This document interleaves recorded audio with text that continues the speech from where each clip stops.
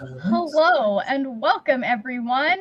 It's been an interesting last few minutes. I'm sad because we were having a real good conversation over there, and no one got to see that good conversation.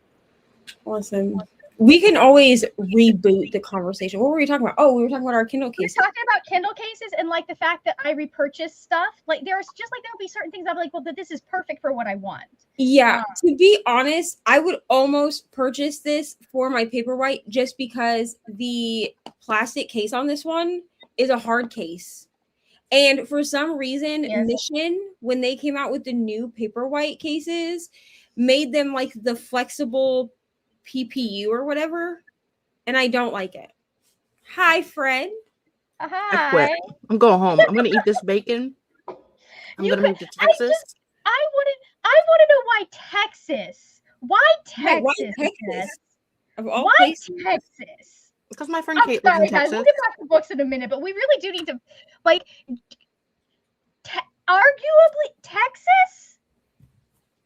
Her friend Kate lives in Texas, she said. Yeah. I live in Florida. I live in Iowa. I live in Florida. I mean, you'd Florida. probably, if you were my roommate, you'd have to deal with Ari being like, Auntie Jess. No offense to Iowa, but I do think if I had to choose between Iowa, Florida, or Texas, I would be choosing Florida or Texas because at least there I know there are blue bubbles. Well, No, Iowa has blue bubbles. Iowa has bigger blue bubbles than Florida does, for sure. And at this point, probably bigger than Texas, too. Yeah. Well, we have discussed that Ohio is just a weird mix of Florida and Texas. So I feel like either one would be acceptable because I'll just feel like I'm at home. Like, even Florida? because here's the thing is, like, even in the small town that I live in, while there are MAGA people in this town, there are probably just as many not. When you when you walk down the street and people have like yard signs and stuff, you know what I'm saying? That is the same for Florida, to be fully honest. Like we have more blue voters, despite the fact that we keep losing. We have more blue voters than in some states have entire populations, right? Yeah, and Iowa definitely has more blue voters than red voters. I think that it's just the issue of the younger generation not voting. Yeah, it could be that. It could be like because if you guys are a Republican-controlled state, like since you guys probably also have the same issue that we have, which is all of the fucking gerrymandering. There's that too. That's the main that's a lot of the main issue with Florida because we used to be a proper swing state, right? Where we had a lot of centrists that would go one way or the other. Like in my lifetime, I've watched us go from a purple state to a red state. So in my lifetime, I've watched Iowa go from a blue state to red. You know, that's it. Arguably, when I was in high school, we were a blue state. Yeah. It is increasingly, and a lot of it is also like some of the rhetoric that's happened around, and like we can have a whole conversation about politics. I don't think anyone here wants to have that conversation for the next 6 hours because it's depressing. We can have one later. But we have some friends. Hello, Paco. Welcome. We have a Bree and a Michaela and a Sadia.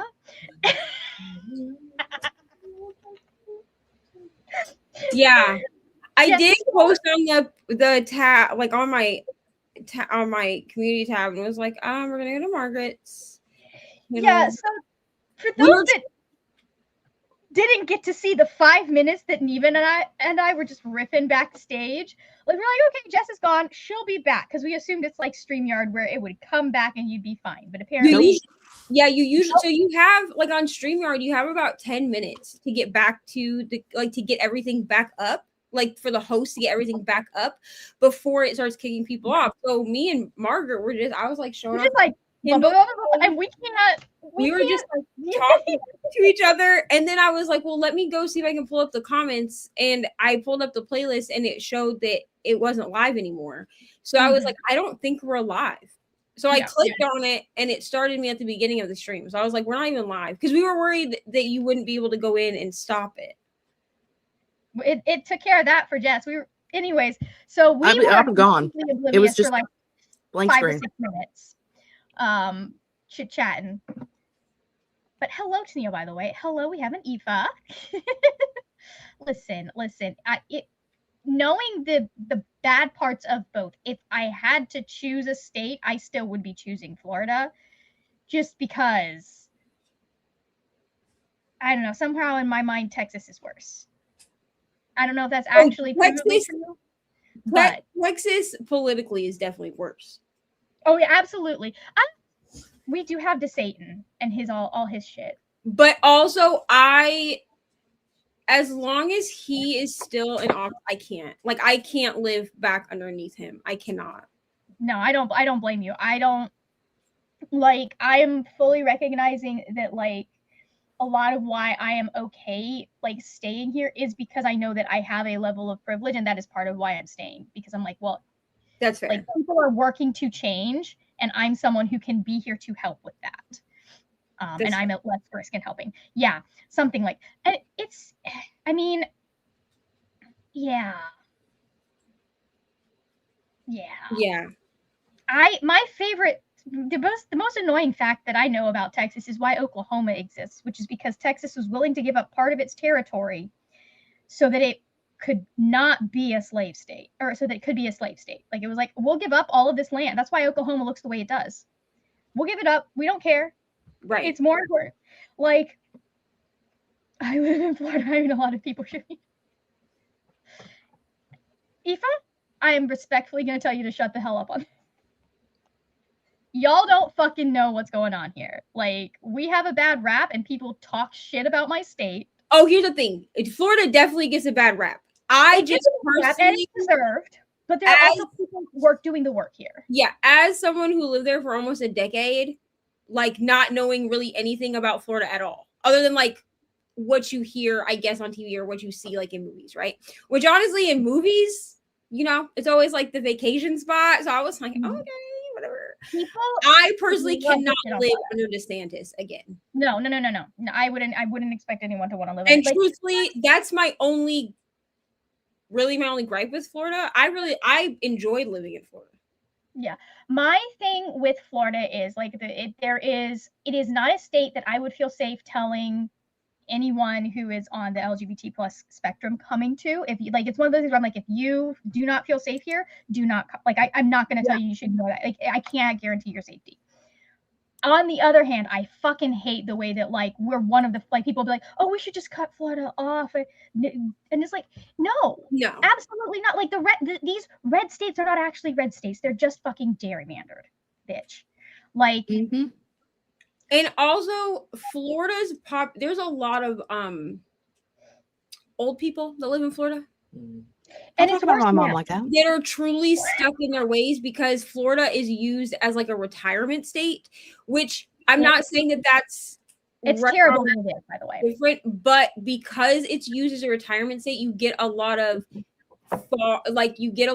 red people, old people that go and they are skewing the voting as well. So my mom too, Jess. You have to have a better population in Florida of younger people that are actually voting. So to be honest, a lot of why we are in the position that we are in the last, like, I want to say 5-10 years, especially since COVID, is because a lot of people who are red voters moved here because of DeSantis. So like that is part of why things are the way there's a disproportionate balance of red and blue voters. But also there, to be fair to Florida, a lot of their older people who retire there are snowbirds, so they don't actually vote there. Right. Yeah, that is also true. They vote in their own state. Yeah.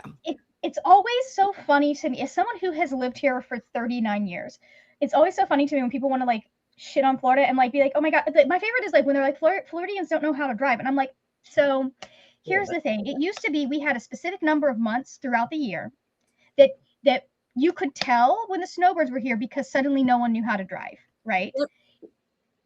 in 2021, like I remember getting back on the road like regularly in 2021, and I was like, hey guys, why is this worse? And I found out it's because a whole bunch of fucking people had moved to my state during COVID. Also, let me just tell you, as someone who's lived in multiple US states, no one in any state knows how to fucking drive. You all act as a person who doesn't drive. Every state I've ever lived in, when the weather is not good, like when the weather is not dry and sunny, people all of a sudden don't know how to operate a freaking car. And here's what I'm going to tell you. In a state like where I live, which is Iowa, we have every kind of weather. Okay, except we don't have hurricanes, but like we have rain, we have snow, we have sleet, we have ice, we have sun. And let me just tell you that when you have to take your driver's test, you are trained on how to drive in these different conditions. And none of y'all know how to drive. You're not trained, you're told. Or told, whatever. But here's the thing. If you have lived in this state for longer than like 5 years, figure it out. No one in any state in the United States that I've ever lived in knows how to drive when the weather is not good. It's not just Florida. I mean, I think it also, part of it is, so I'm going to say there are people that do not, like, it does not matter about the weather, that people will drive like absolute maniacs. But Right. The worst state, I've been through multiple states. I've experienced like multiple people not knowing how. The worst state I have ever been in, it's actually not a specific state, it's the DMV, the Delaware, Maryland, Virginia area. In one like 20 to 30 minute drive from like my brother's house to the Green Line, I have seen more traffic shit, more people being weird than we have Jess's computer just disconnected. More people not like driving like they don't, and it's not even that I don't think they know how to drive, it's that like people drive like they're the only person on the road. There are a lot of, that's how it is. I feel more people drive like they're the only person on the road in that area. Like I've actually watched multiple people in a 20-minute span decide that they're going to be where my brother's car is, regardless of whether or not my brother's car is there, than I do in like a week in Florida. So it's like that in Texas too. So we went to Texas when I was like 13, and it was honestly the scariest driving experience of my life. Life.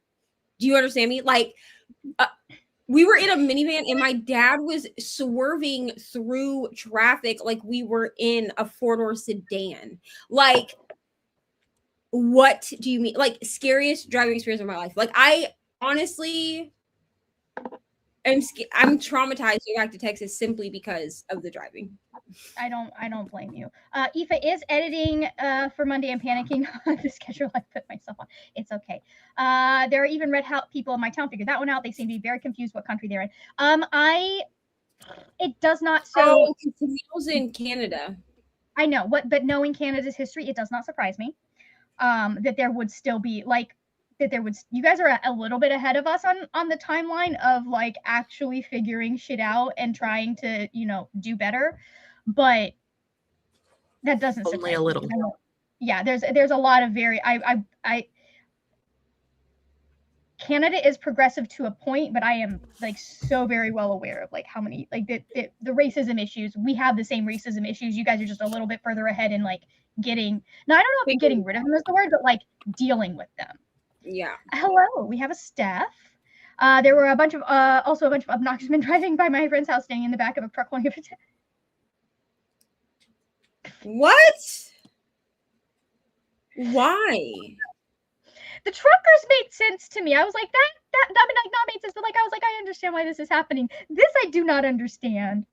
I don't understand a Confederate flag in the United States, let alone in another country. That's what I'm saying. Like, come on. I worked at a job where we had a bunch of people that were we had a bunch of truck drivers, and one of them had a Confederate flag in the back window of the company truck.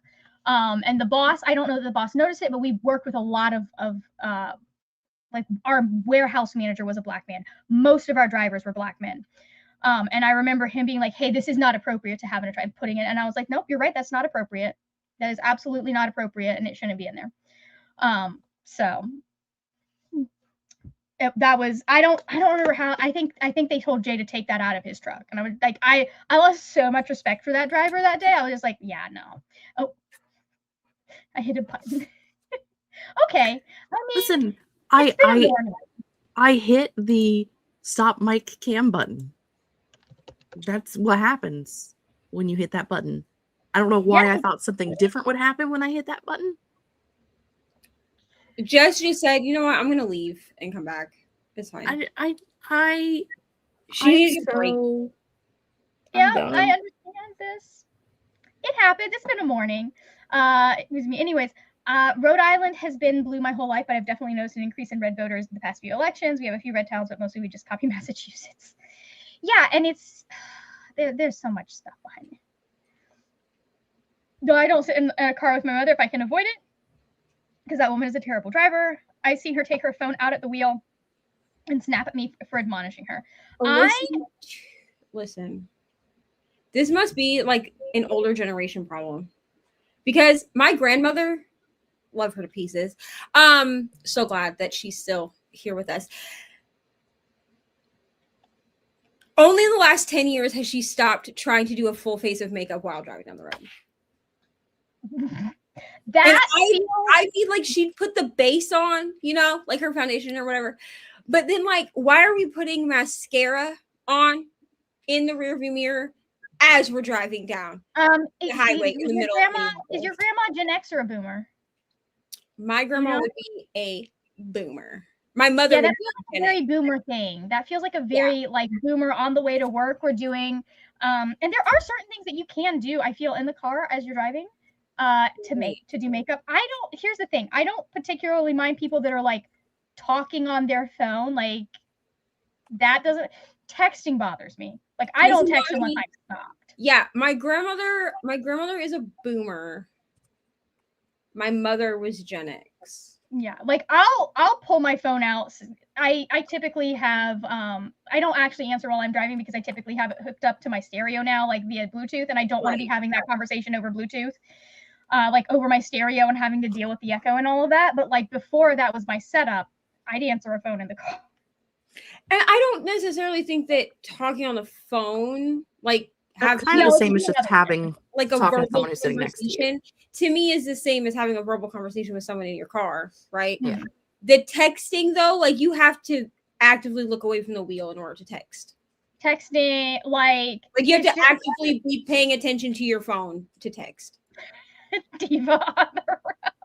Listen, and here's the thing: is she would do it before we went to church. That's the thing. I distinctly remember that she would she'd do her hair and she would do like her base makeup, and then we'd get in the car, and for some reason it was while we were driving down the main highway in Minneapolis, St. Paul, because at that time she lived in Minnesota, now she lives in Iowa, but she would put her mascara, her lip liner, and her lipstick on, and I'm like, are we dying today? Like, Lord Jesus, please get us to church, amen. Like I would be praying in the back of the car that we got to church in one piece.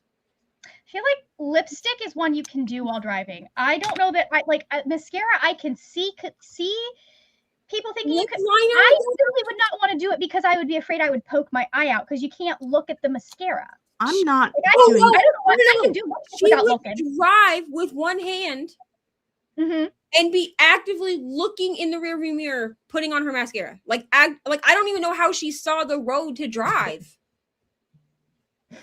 There's nothing on this earth that could convince me to put on makeup while driving. I've done it while I was sitting at a stop sign. I was just confused as to why she couldn't do it like at a stop sign, a stoplight, the church parking lot. I don't know, before we left the dang house. That's my issue. Like you could, like I can conceive of potentially being able to put like lipstick on without looking, maybe even lip liner, but like I actually in fact need to be able to see where my eyelashes are for mascara. And also I live in Florida, man. Our roads are awful. Back then the potholes weren't as bad. Maybe now she wouldn't be able to do it, and like she doesn't do it now, but I think it's just because she's older.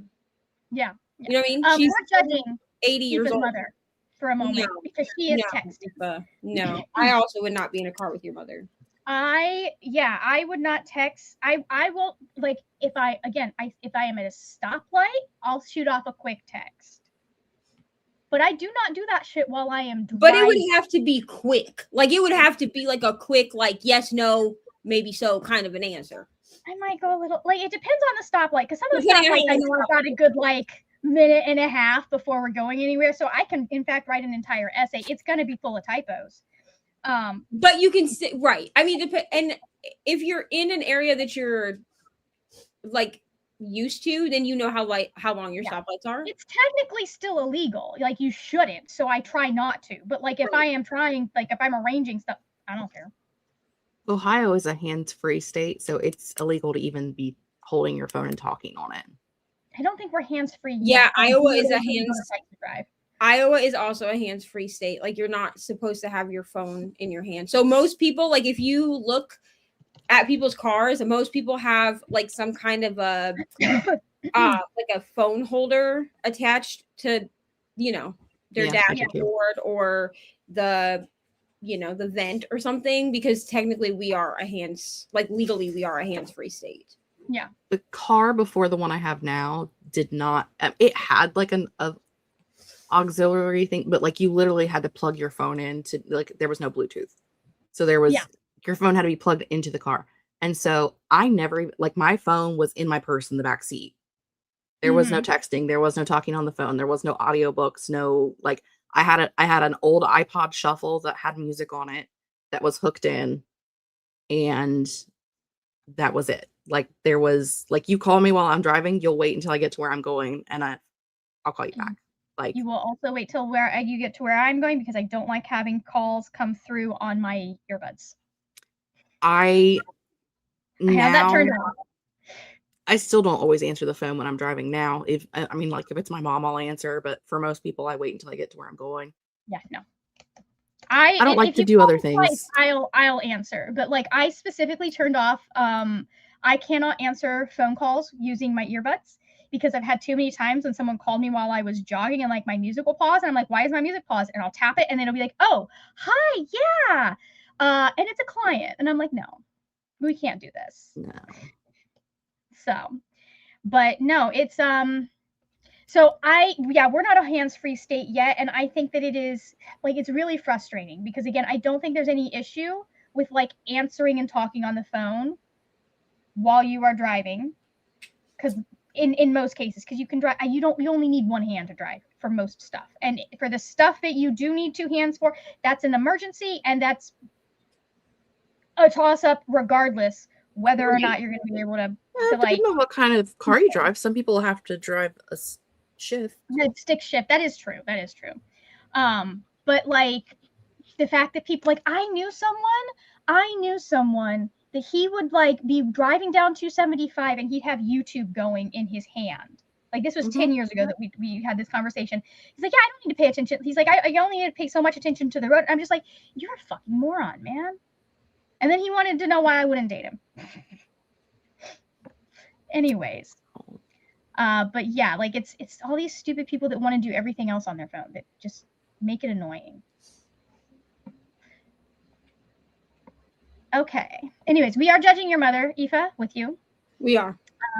Yes. She is absolutely insane, especially because I've been to Ireland. I know how some of those roads work.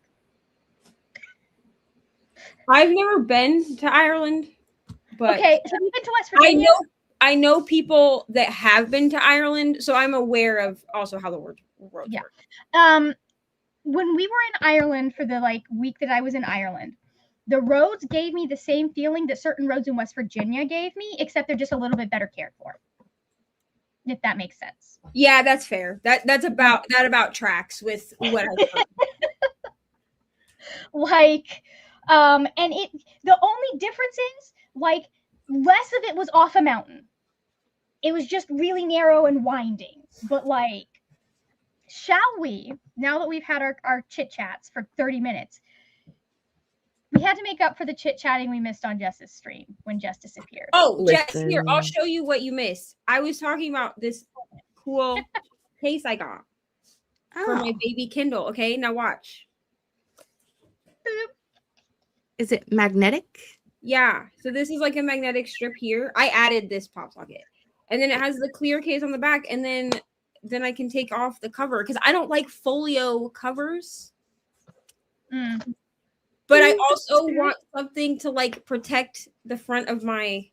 I'm not gentle with my Kindle. Okay. I do this, and then I play with the magnets while I'm reading. It's like a little. That's fair. I think that I just don't like, because I've had one like that where it had the strap and the stand.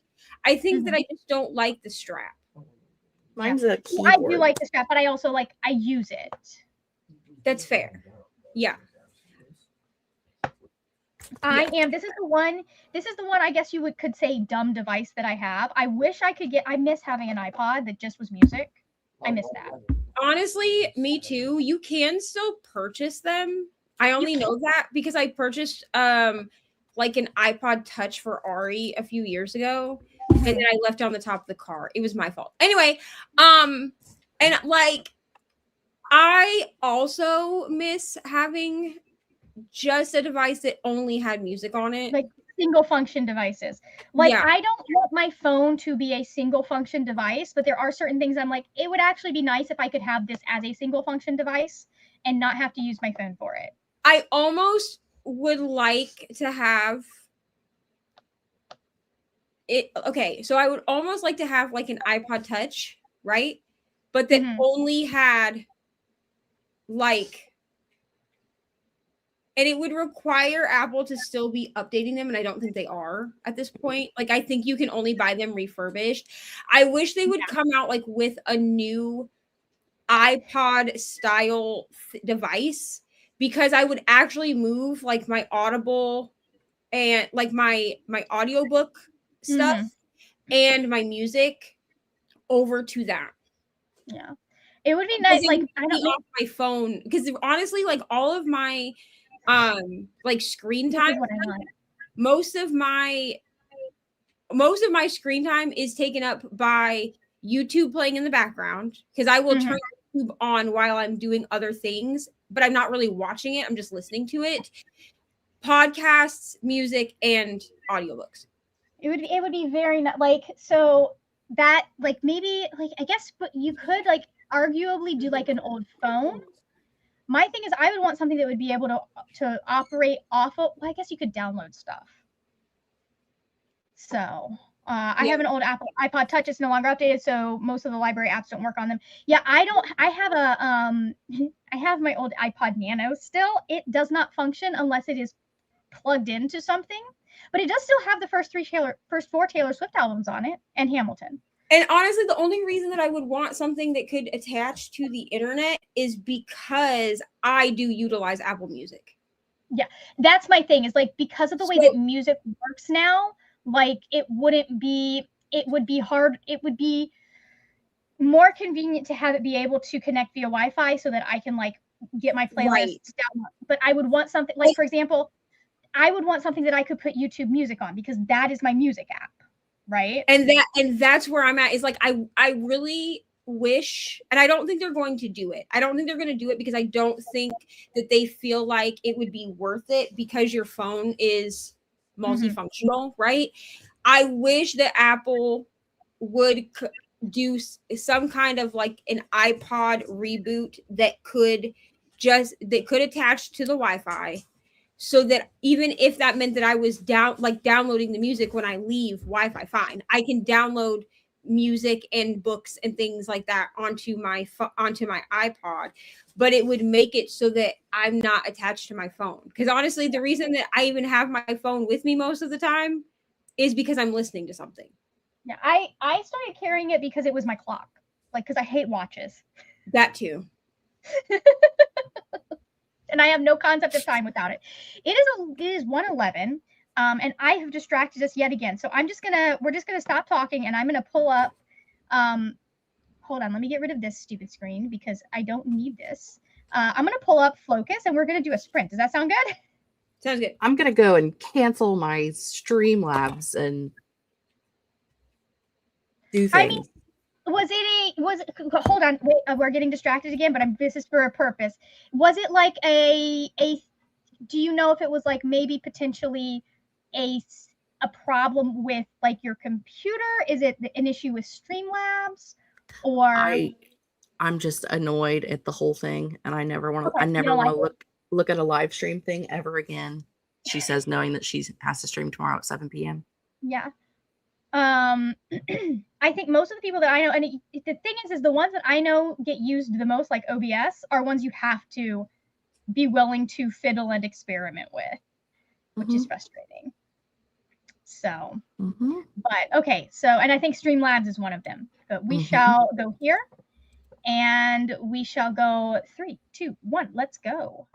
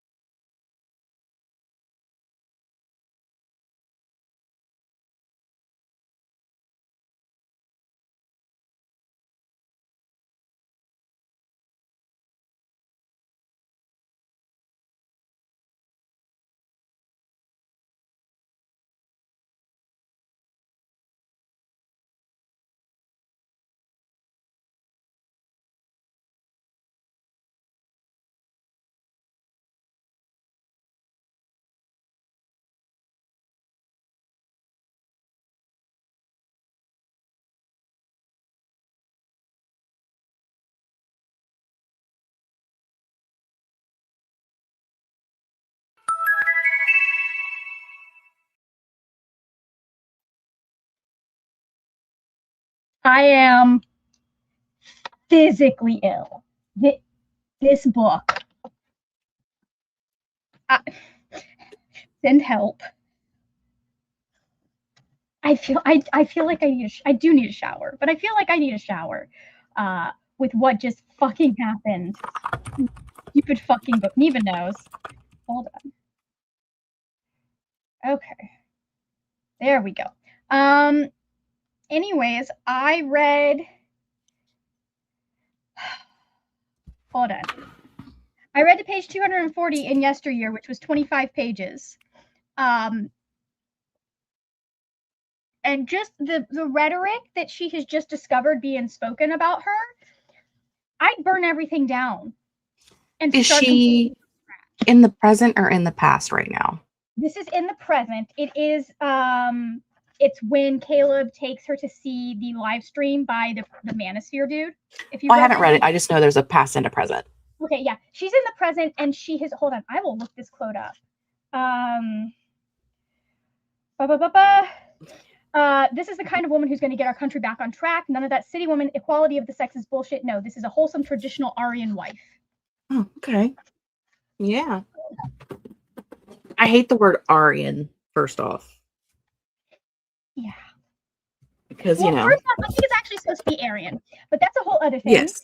But secondly, like just the oh god, the rhetoric, the bullshit, everything that's happening in this chapter, physically nauseous, but so fucking on point. I'm glad that someone else that I know is reading it, because a lot of the early reviews were very negative, and I kind of just decided I was going to pass on it. Yeah. But I've been the past few weeks, more of my friends have been reading it and are not enjoying it, but it's the weirdest thing. Yeah. So I can tell you for a fact who is in this chat. I believe it is. I feel like I'm forgetting someone. No, I'm not. Okay, so I can tell you for a fact that Aoife, Julie, and Neva have all read it. Aoife gave it 5.5 stars. I hated it, basically. Like, listen. It's the weirdest book. It is so the main character is so very just. She is so like through the entire book just spooning her own bullshit right into her mouth. It is so gross to read and watch, like to see this happening. And it is so well written. Like I'm sitting here going, oh my god, I grew up Fundy adjacent, like cult adjacent. Yeah. And like I didn't grow up with it as bad as Rachel grew up with it, but I still had a lot of that like rhetoric in my periphery continually. We were a little bit more progressive than that, but like, and so I'm sitting here like this is like 2 steps away from how I was raised. Yeah. And I'm just because I know the rhetoric. I know why this is problematic. Why it's one of those things that's so good and I'm hating it so much. Well, see, and that's what like I said, I've originally people were like, I can't stand it, and they just were either not reading it or rating it very lowly. Yeah. And now I'm seeing people who are reading it and are like, these people exist. This is a thing that's happening. Yeah, it's a good book to read. Yeah, you can't stand it for it. You're not supposed to be able to. You cannot stand it for a reason. It's part of it's part of the point. And I unfortunately do think that a lot of people are going to be taking away kind of the wrong lesson, because I'm reading this and it's making me think about like why these people like this are so hard to reach, and the fact that the indoctrination is part of why these people are so hard to reach, right? And so like I'm like, you could use this to like help break down the bullshit, but I don't think a lot of people are going to take that away. But like it is, I don't know that I would call it satire, but she is intentionally like perfectly capturing the tone of these kinds of people. And it's so well written. And that's like a lot of the people that don't like it either don't like it because it's making them feel very uncomfortable with themselves, or they're fully missing the point of the book, in my opinion, personally. And like, if you don't want to be in her head, I fully understand that, because I'll be like, okay, I've done like 3 hours in this woman's head. I can't do anymore. We have to go on. We have to move on. We have to do something else. But it's also very, very good. So, how did you do on your sprint? I finally ate my lunch. Good. I also got what we'll call it brunch. It was an omelet, but it's food. I had a bacon sandwich, so. Nice. I almost made an egg sandwich, and then I was just like, I don't want to deal with bread right now. Specifically, not in this form. When we were coming back from the sprint on my channel, I was literally walking back from the kitchen with my plate as the timer was going off. So like I literally had like, and then of course I gave up on all life after the sprint and then was just eating some bacon. Yes, I saw you eating the bacon. Not giving fucks about being perceived while I eat bacon on the internet. So I ate my sandwich and then I took a nap. I'm surprised we have you back then. I had just like a normal human nap, not a Jess nap. So that's nice. That's good. That's good. I'm glad to have you back. I think Neva is in fact actually probably taking a nap. Neva ran to the store and will be back for the next chatty bit. Oh, see, I have not checked Instagram. I have it open on the other screen. I see it. I only have one screen in this room. And my internet. God, I wish. I have a 2-screen setup in the next room, which is lovely. However, the internet in there was significantly worse than it is in my room. I mean, I had 3 screens up and still couldn't figure out what the fuck was going on in Streamlabs. So, I mean. True facts. There is a reason that I will not run Dungeons and Dragons from this room, even though the internet is better. And it's because I'm like, I do need to be able to see the players and also see what I am doing. Yeah. But we had a Roe join us, by the way, and a Catherine. Hello. I'm listening to a Harlequin romance novel and unpacking boxes. That sounds like partly a good thing and partly a oof thing. That does, unpacking is a chore. And sometimes it's very satisfying when you finally get to the end of the box, but also it can sometimes be physically overwhelming. That was a YouTube and a lunch sprint. Very nice, Tennille. I will be joining the book club live show in the next one, so I may or may not be present in the next chatty bit. Totally fine. Absolutely. We're here till 7. We're here forever. We're here for a while today. Raja Cuddles. Got lunch in that sprint. I honestly forgot to get more yogurt. I needed to have gotten more yogurt when I went to the store yesterday and I forgot. So, is unfortunate. But it is what it is. Because I would have had eggs and omelet with yogurt, but I did not. So I will probably have to get something else to eat here in a little bit. Last night I made steak fajitas, and so I made all of the accompanying parts of fajitas. So that's what will be for dinner tonight. Because I was the only one who ate last night, so there's still more to eat. That's just killing me. Like, I want cuddles. I don't know how I want cuddles. Yeah, this is pretty normal. Gotta settle in. That's lovely. I specifically, like, Thursday night made curry because I knew that I'd be able to just throw some rice on last night and eat curry for dinner. And I was like, that makes a lot of sense. So, speaking of next sprint, I do need to actually get some of the meat into the freezer because I didn't end up doing that last night because it was so late and I was tired. Just like, I quit. So, shall we do our next sprint? We absolutely can. We can. We shall go back to this screen, and then we'll go in 3, 2, 1. Let's go.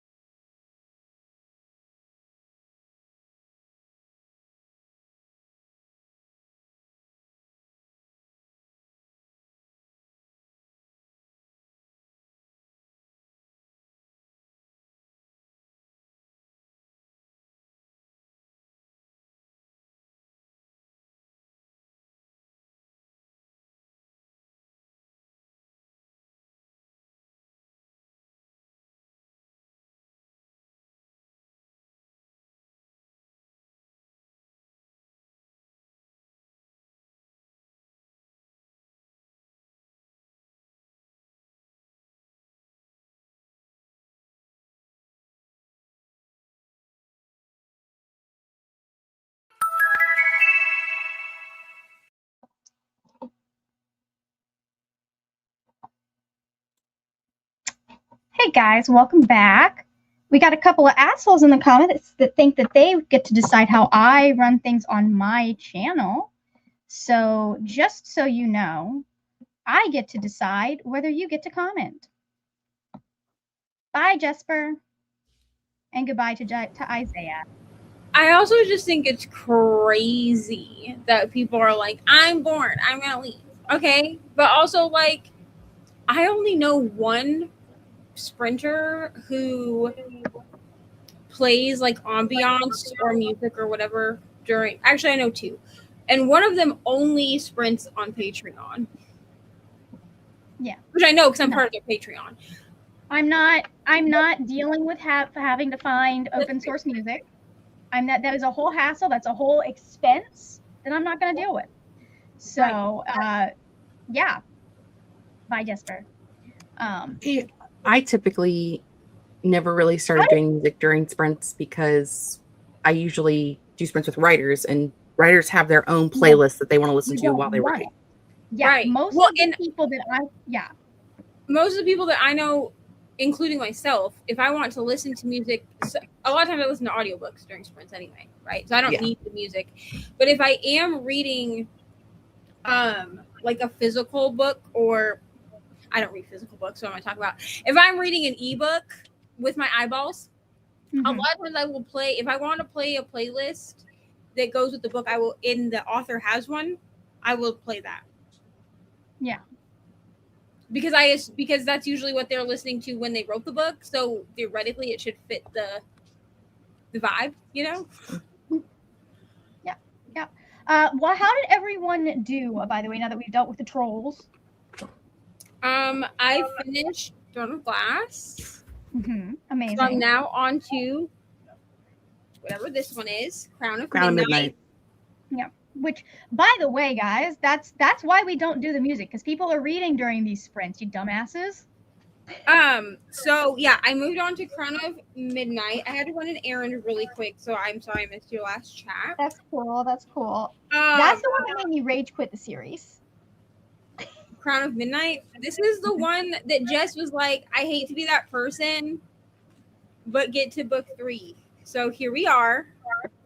You have to read the end of this one. The next book is technically book 3. Right? You have to finish you have to finish Crown of Midnight and then start Heir of Fire. Heir of Fire. Okay, great. Heir of Fire? Yes. So here's the thing. I have to decide if I'm going to keep this series or if I'm going to read it and then unhaul it. That's where we're at. Yeah. Because at this point, I have every Sarah J. Maas series except ACOTAR. So 2 of the 3. Because I didn't know that people were like really opinionated about how you read Sarah J. Maas. So I read ACOTAR first, like the first ACOTAR book first, and then I read Crescent City next, like the first Crescent City book. And then that's when people were like, hey, bro, you should really read them in order. And I was like, what do you mean? Read them in whatever order you want. Like, that's my thing with books. Like, unless, like, there are series where you're not going to know what the fuck is going on. Like, Rick Riordan's a good example. You cannot read you can't read the Heroes of Olympus series if you haven't read Percy Jackson. I mean, you can, but there's stuff you're going to be missing. Yeah. And then, like, Trials of Apollo, you're going to be missing there's a whole bunch of context that you're going to be missing. Throne of Glass and ACOTAR you can read independently of each other, because I know Crescent City does link into Sarah J. Maas. I know that, yeah, but also, like, supposedly this was not always canon for them to all do this. Okay, so like it wasn't like originally it wasn't like meant for them to do it this way. She added all of that shit in. Yeah. There are very, from my understanding, because I again have not read the last 3 books from the Throne of Glass series. There are some minuscule parts from those 2 series that kind of cross over, very little in those 2 series towards the end. So, but I feel like you do need to have read, if you intend to read them, it is helpful to have read Throne of Glass and A Court of Thorns and Roses before you get to the end of the second book in Crescent City. Now, I do know that that's true because Ari's dad, when he got back into reading, I because I was doing this with like Brittany and Kelsey and Rainey. We were gonna do like a read along of the Throne of Glass series, but then Brittany decided she didn't want to read it, which is totally fine. And so he read when he's like, I want to read them, and I was like, okay, cool. Well, he really only does audiobooks, so I was like, well, I'll read them on my Kindle because I have them. You can use the audiobooks. So he has actually read everything that Sarah J. Maas has published up to date. Like, he's read all of it. So I do know that, like, he said something about you really should read the first 2 series before you get to Crescent City. Yeah. Or whatever. And I was like, okay. You know what I mean? So, like, I know that's true. It's just that at the time that I started reading Sarah J. Maas, because I was not reading Sarah J. Maas in 2015 or whatever the hell it was, she published her first book. I didn't know that there was like a reading order. Like, I just assumed that they were standalone fantasy series. They were, and then she decided she wanted them to be connected, which, like, that's her right. But on the other hand, like, if that's one of the, like, I don't usually go, hey, this author doing this thing is a cash grab, but it does feel a little bit like a cash grab to me, simply because I know it wasn't the intent at the beginning of the series. And a lot of people feel that way. You're not the only one. Yes. I do typically with authors with multiple series. Yeah. I will, unless someone who has read all of them tells me otherwise, I try to read in publication order. Yeah. Because things like that happen where, 6 books into a series, it crosses over into a different series. And you're like, but I haven't read that series yet. You will not and then you get lost. You will not catch me doing that. I have 2 different fantasy worlds, and I do not want to link them because then it makes problems.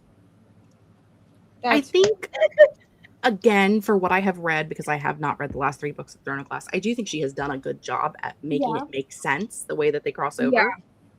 But I wonder what the 2 new books are going to do to change the reading order and things of that nature. The hill I will die on is the one that I said last night on Paco Sprints, which is that I just wish that some of these authors would finish one series before deciding to write another one. Mm-hmm. And I'm not saying that you can't write it in the back end, but like, can we wait to publish until we have like, because this like having to like float between series, it drives me nuts. I know that this is probably just like a me bitching about it, but like as a writer, I understand why it happens, and I also understand why financially that can be better. But as a reader, it does frustrate the heck out of me because I'm like, hi, Richard. Hi, Richard. Yeah. Can we finish the Percy Jackson Senior trilogy first? And do we need a new Nico book yet? We don't need a finish Percy. And here's the thing. I am not a writer, but I do have enough writer friends, the 2 of you included, right? I'm glad you googled it that, Jess. To understand why financially it's better and why it happens in the publishing world. But yes, it is solely for me as a reader, it is frustrating to feel like I'm in the middle of a bunch of series just because like we haven't finished one. Yeah. And for the record, the reason my 2 worlds will not cross over is because one is like a D&D level world. There are dragons, there is magic, there's all and then the other one is like more there is some magic, but it's very like low magic. It's an elemental magic system, and there are no dragons. But also in that regard, right? One day when you publish these series, I will read them. But what I'm saying is, if oh no, I've lost. So because they're not interconnected, I'm okay with reading 2 different series by the same author at the same time. That's not the issue. The issue is like with Sarah J. Maas books, these are supposed to be interconnected at some point. But also I'm like the only one that's completed is Throne of Glass. So if I start ACOTAR, then I need to have read at least up to where she has it done, but also it's not actually done because we're getting another 2 books this year. You can again, I don't mess with this one, but from my understanding, you can read up to like the the short story collection, and consider that finished. Right. Like that's a good place to stop until you can get to the next books. Like this, it's very much a Cassandra Clare situation, kind of, where like you've got the 2 trilogies, and like you do like those can stand on their own, and then like the other stuff you kind of have to kitty cat. You kind of have to like space out different ways. See, and the only Cassandra Clare I ever read was I read the Mortal Instruments series like years ago. Neva, I need you to understand her historical ones so much better. Okay, so I know best series is the Infernal Devices, and I will not. Okay, I will not. Just send to me in a message somewhere how to read it, because I want to read Cassandra Clare. But at the time that I started reading Cassandra Clare, Mortal Instruments I think had just come out or was being made into a movie or something. I don't remember, and I picked it up and I did read those, and I didn't love them. From what I remember, yeah, I don't recommend anymore that people start with Mortal Instruments. I actually recommend that you start with the Infernal Devices. Well, okay, it depends. But I want to be like a girly. You know what I'm saying? Like I want to be one of those people that loves it. I usually recommend the first 3 books of Mortal Instruments because of the world building that you get in it that you don't get into Infernal Devices, because she, at that point, you as a reader. So it can be dicey, but yeah, I mean, listen, Sarah and Cassie are 2 very similar writers as far as like the time travel.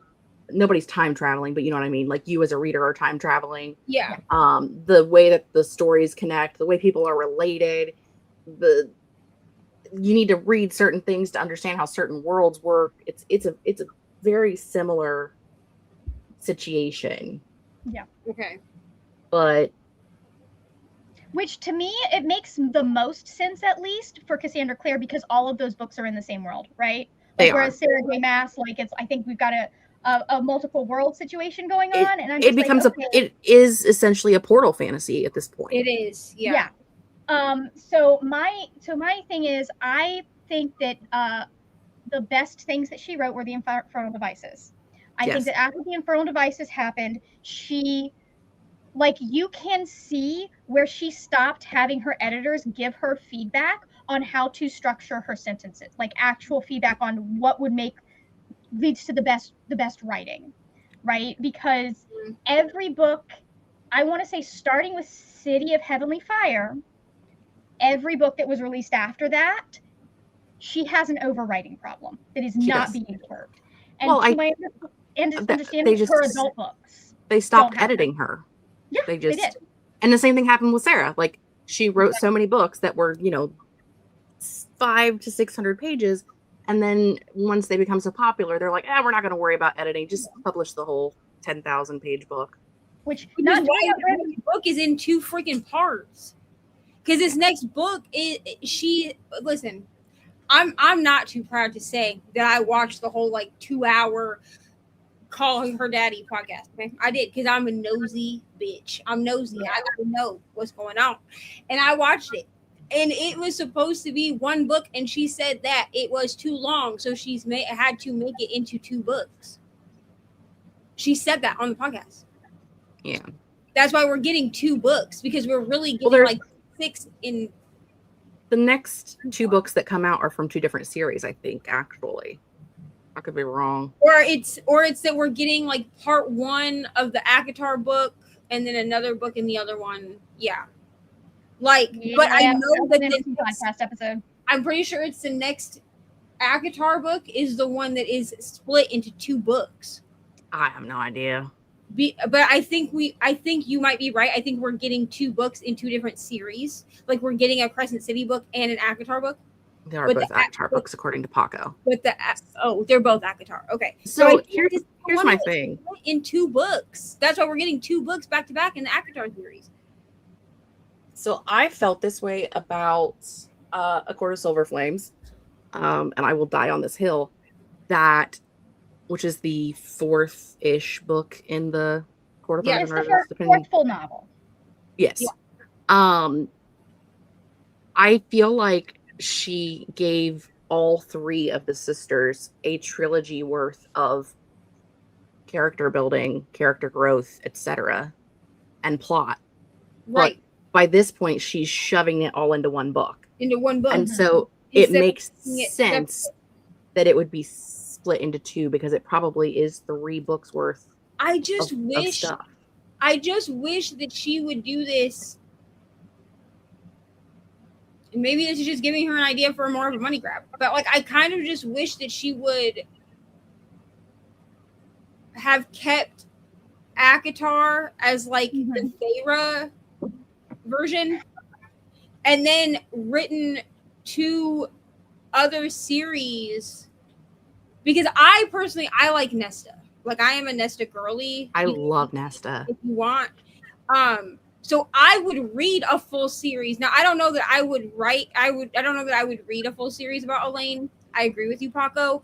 But I would read a full series about Nesta. Mm-hmm. She could have done something where she kept Akatar, the Feyre one, right? And then written like another spin-off series that was just Nesta. And I guess there's probably somebody out there that would read a whole Eileen trilogy or whatever. She could write that too, instead of trying to shove it all into the one. I don't think anybody is like, it's not like that's something that's not done in publishing too, which is wild. No one is interested in a book about Elaine. Everyone is interested in figuring out who Elaine's mate is. There are so many theories about what is actually going to happen, who her love interests are going to be. That is why the Elaine books are so popular. No one likes Elaine. Because I don't think Elaine likes Elaine. Interested in her, like, very clearly. They just want the arc of who her mate is. We want to know who's her mate. For real, because we kind of know, but also, is that the real person? Right. Also, what's happening, but you also get like behind the scenes of what's happening with everybody else. There were some choices.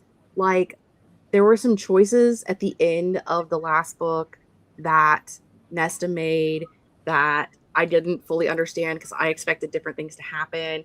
And so it kind of just like makes everything a hot mess. Why are we talking about this? Anyway, I don't know. All I'll say is, just to pop back to the podcast episode, the only thing that I want from Sarah J. Maas is for her to take down the Breonna Taylor post and meaningfully address it, rather than do a cute little oh yeah, I know about the post kind of bullshit that she did on that podcast. And that's all I'll say about the woman. That tells you what I think of her. I don't buy her books new. I buy them all secondhand, which is going to make it difficult for me to read the next couple of books, but I'm going to do it. In my defense, when I bought the ones that I own, I didn't. Oh yeah, I know you didn't. About it. Yeah. I just saw that she was popular, it was at the time that during my like getting into reading. But at this point, I just borrow them. Like, if I really need the physical copies, I will just borrow them from the library or buy them secondhand. If I want the physicals on my shelf. But yeah. Unfortunately, your girl is not a Twitter person. I feel like all this shit happens on Twitter, and I'm not. No, it happened on Instagram. That was an Instagram thing. And it was discussed very extensively on. She knows. Like, that's the thing that gets to me, is she knows. She knows she did something wrong, and she knows what she did wrong, and she just seems to not care. Just does not want to address it. And like, it's one of those things that, here's the thing, and she would have gotten flack for this, but she's popular enough. I think she could have continued if she continued putting out stuff. Right. But like, that is exactly the kind of dumb white girl post that I could see a white woman making, thinking she is being supportive and not understanding why that's problematic. So if she had addressed it in the moment, I'd have been fine. I'd been like, okay. Yeah, honestly, I might have done that at one point. If she'd addressed it, even if it was kind of a dumb white woman answer or explanation of like, well, I really thought that I was bringing awareness to it, and it's still up. The issue is that it's still up and it's never been addressed. Yeah. Even with a dumb white woman answer like, well, I really thought I was being supportive because I posted about it. Like, okay, at least you addressed it, I guess. But like, it's still up years later and you still ain't said nothing about it. Okay. Yeah. This is where I point out that yesterday and or the day before, because we're talking about series and people not finishing series and continuing to write more things. I finally finished reading the Witchland series. Oh no. Thursday, Friday, one of those days this week. As someone who waited for a decade for the last book in this series, from reading the first book to the last book, and she published 4 books in between, like book 3 and book 5, that were not part of the series, but I understand why she did that, because it was a very emotionally volatile attachment to the series as a whole. Yeah, knowing what she was going through while she was writing book 3, I fully understand. Right. But I also would like to bring to your attention that this book, which is the first book, this side, it says, "For my thread sister Sarah," because Sarah J. Maas and Susan Dennard used to be besties. They did. They are no longer.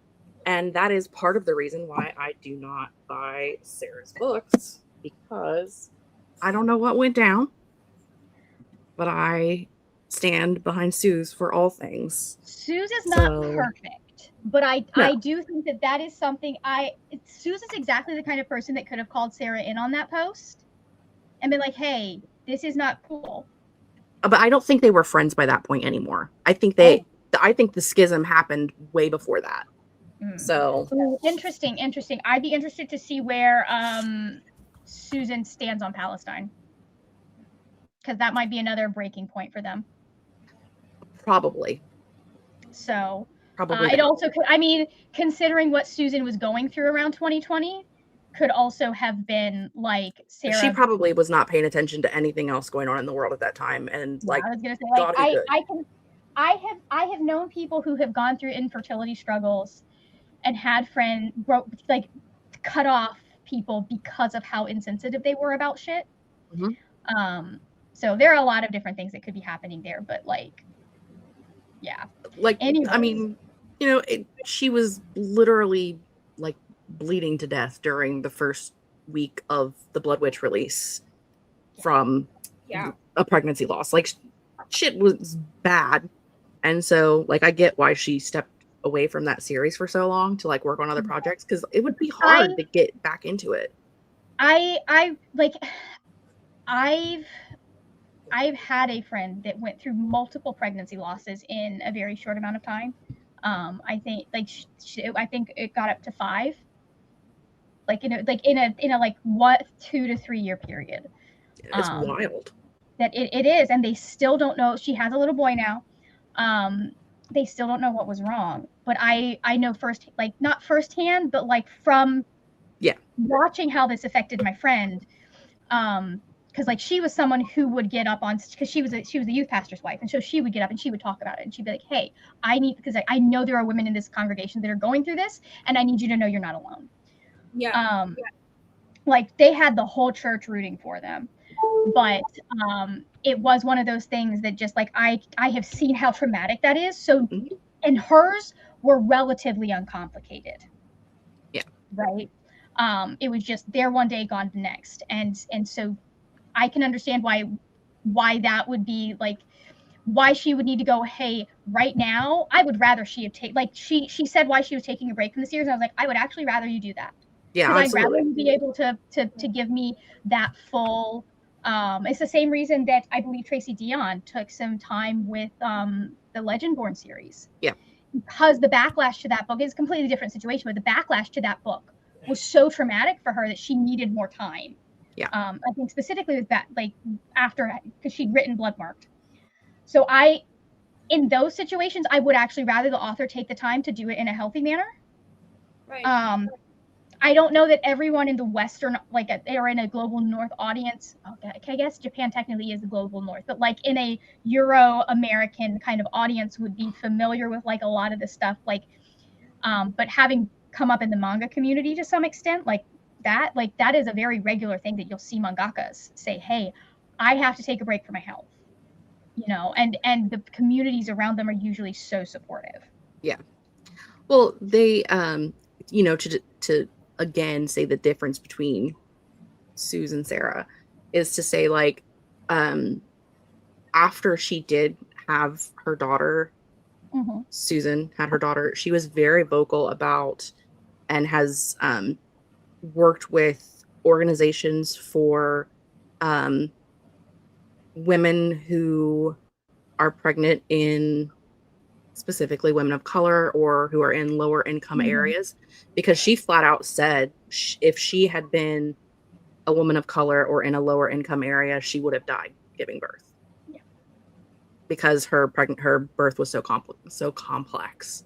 She's like, if I had been if I had been a woman of color, or if I had been in a lower income area, I would have died. Yeah. So like for someone to be that aware and like to talk about it is a very big difference from the other person that we're talking about not doing anything about the things. Well, here's the thing: is I don't think the other person isn't aware. I think that she's just choosing not to say something. Right. Right. And I don't think, like, here's the thing: there is a certain level where I think that you saying something can be more harmful than good, like whether you're on the right side of history or not. Like, there are people that I'm like, I understand why for your personal safety and the safety of the people around you, you can't say anything.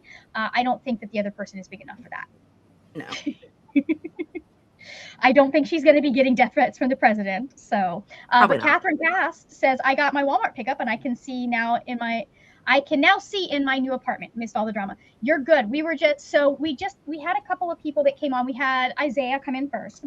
And Isaiah was like, I'm bored, because he clicked on the title of a productivity stream. It's like, I'm bored. And then it was like, I'm leaving, like 30 seconds later. And it's like, hey, babe, do you not know what this is? Go do something productive with your life. Go do something productive. Make some food, diamond paint, read, stare at the wall. Yeah. We entertain you for the like 30 minutes that we're chatting.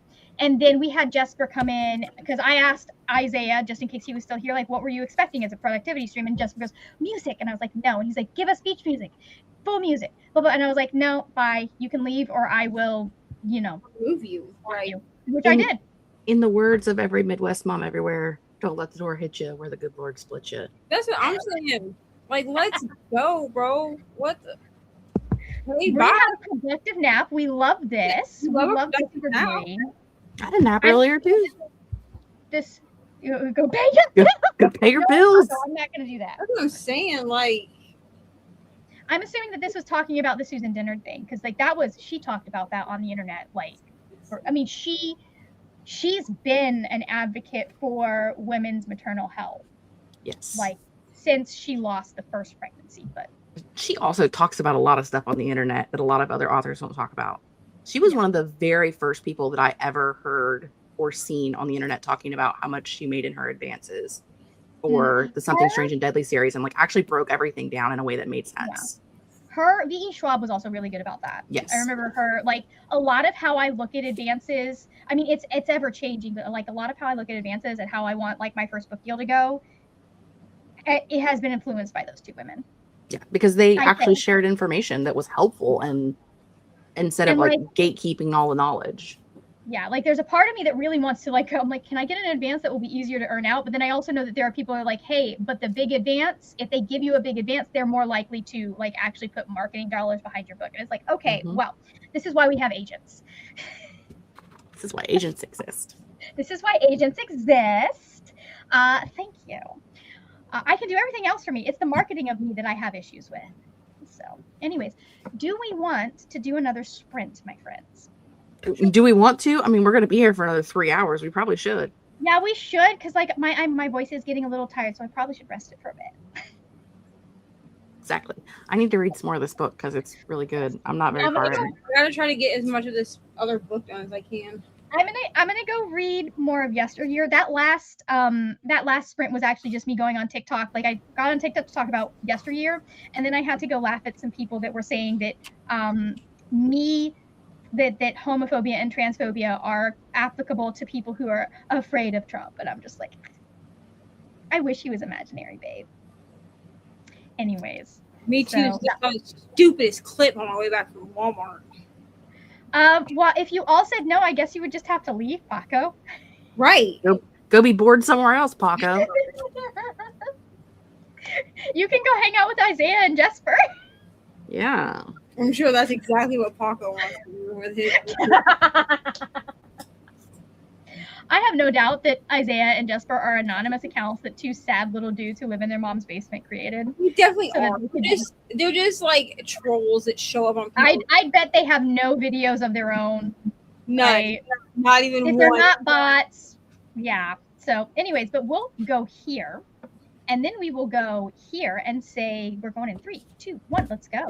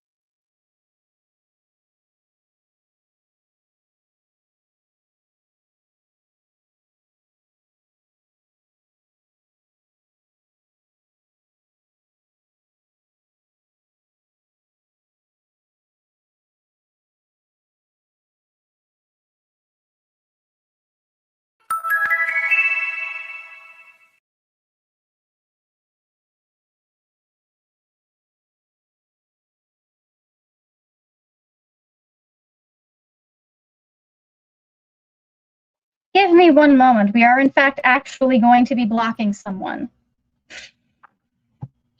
Their comments have been deleted. Oh, man. Okay, anyways. Okay.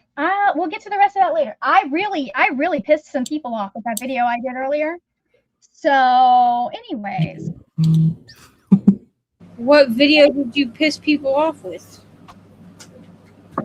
Oh, somebody was mad about my J.K. Rowling video I made where I was like, hey, if you're still supporting that woman, giving her money, why, like, specifically I was talking about an account that was, like, unboxing a giant-ass Funko Pop haul that they bought brand new Funko Pops. So, Aoife, just FYI, if you see that the comments are unavailable, it's because I deleted them. Eva loves to comment. Oh, of course the comment is unavailable. And I'm like, yeah, no, it's because I deleted it or it got folded. Like, I don't let that shit sit. But anyway, this person got super Islamophobic real fast. I was like, oh, okay, we're going to block you. So bye-bye. So this very clearly is someone who was a centrist that's actually red. Whoa. Anyways, I've made so many people mad right now, and it's fine. I'm thriving. Welcome back, Aoife. In this time, I did my video, went grocery shopping, ate pizza, and I'm now on the couch reading the ex-boyfriend's favorite recipe funeral. The ex-boyfriend's favorite recipe funeral committee, ma'am. Listen, we talked about this book this morning. So the premise of this book, is that this woman breaks up with her boyfriend, or he breaks up with her. I think actually is how it happened. They break up. She goes into this restaurant and she's talking to them about this happening, and so it becomes like in one of the people in there is like, what's his favorite food or whatever, so they make it, and then she talks to them about her breakup, and then it becomes like a whole thing. It's very cathartic. I don't know. That's cool, actually. I like that. There's a monk in it, and now I want to read it because Jess said that she liked that book. Hold on, guys. Technology is failing me. I'm just gonna plug it back in. There we go. We're good. How did you do, Jess? I took another nap. Good. We like naps. It's this book. That's funny. Oh, look at that. Hold on. Wait. We have a Paco. Like a Paco. Hey. Hello. So that's funny. So you were also reading this book, Jess? I read it in like February. That sounds like I like that concept. That's a very interesting concept. I read it in February. Also, It's okay, Japanese. It's Japanese translated fiction. So if you like, kind of like Before the Coffee Gets Cold, where like every chapter is like a different focus. It sounds like Before the Coffee Gets Cold. I was gonna say, Rasha needs some if I can do it correctly. Listen, hey, Aoife says. Hi, Paco. Hello. I've been arguing with a progressive person online. Oh God, what about? Oh God. Well, the end of the conversation was them saying that they were going back and forth, and I was like, why are you here? Number one. But the end of the they started with like, well, I'm not transphobic, and I hate that people use this argument that like buying a fuck ton of J.K. Rowling merch is supporting her to say that I'm transphobic. And I was like, well, I don't have anything to go off of. Why else you would be trans? And then it progressed to, well, my gay friends are fine, unlike the ones that live in the Middle East. And I was like, oh, okay. So you, okay. Anyways, there's homophobic instead. Yeah, so there's some red leaning centrist out there that's very mad now that because he's been blocked, and I called him an Islamophobe. Just gonna throw the xenophobic and racism on top of it. I feel like I do have to mention that's not to say that there are not issues with the Middle East. However, they are issues of our creation for the most part when you get into the history. And issues that we are not only complicit in there, but also complicit in here. And let's not pinkwash the tragedies that are going on right now. Exactly. So anyways, just had to get that out there. But yeah, it's been a fun moment because I posted one response, Paco, to this person to kind of like have a chat with them. Like, hey, well, I understand why you're saying this, but this is why this is wrong. And it just blew up. Mm-hmm. And so now it's fun. Not blew up, but I got a bunch of, we'll say feedback from people that I don't give a care about their opinions. So how have you been today? What have you been up to? And then we'll get to the chat and what people are chatting about. I was running Stop. He wants us to know that Raja is adorable. That was important. All right, sorry. Now you may continue, Paco. I've just been running errands. I got home a little bit ago. Had some Baskin Robbins, and so now I'm ready to like finish Terror at the Gates. Amazing. Which that's a lovely cover. Very good. I really like it from Fantasy for the religious trauma girlies. Let me add that to my Goodreads. Because I mean, our main character's name is Lilith, so that should tell you enough. Oh, that kind of book. Yeah. Do you get to be home for the rest of your evening? I might go out with a friend later, but that's like but like fun stuff, not book stuff. No, I'm off today, so amazing. We love it. I love it when you get to be off. Me too. Knowing your job and what you do. Yeah, I got the weekend off. All right, I'm adding that to my want to read. Amazing. Oh God, Raja, what did you do? What did Raja do? Well, I was cutting Raja's nails because that's a thing you do. And somehow this spreadsheet over here says DC and then something about FB, lots of B's. She must have been sitting on the keyboard while I was cutting her nails. It's fine. That's fine. I mean, it's not in the chat, so you're good. You just hit the back button, the undo. Tennille says, I finished the book. I'm going to assume finished the book club book and Dead Man's Folly. I'm assuming there are two. I also tried to help a family member understand some medical stuff. Not easy. It is not. Even when they have the best of attention, sometimes it's not easy to get them to understand like chronic illness stuff. I fully I know that I am in a privileged position where at least one of my parents has one of the I got them from the parents. Like I got double whammy from both parents, so they understand to some extent what I am going through. So I've only ever had to explain shit to one parent at a time. But it is rough getting people to understand that if they don't already have some experience. Let's see. Catherine is almost done with my NetGalley Harlequin Presents book, and I got 3 more boxes unpacked. Amazing. Oh, wow. My cat had kittens yesterday, so unpacking is now very important. At least she did not have kittens in the boxes. So when I was little, we had a cat that did, in fact, have kittens. She showed up. We didn't know she was pregnant until, like, right before she gave birth. My mom said she literally just, like, popped out. And because my dad wouldn't let her inside because she was a stray, she gave birth in the back of his 1980-something Porsche, not Porsche, MG sports car. So we then had to fish them out of the car and bring them inside because my mom was like, we will have raccoons. No. How many did your cat have, by the way?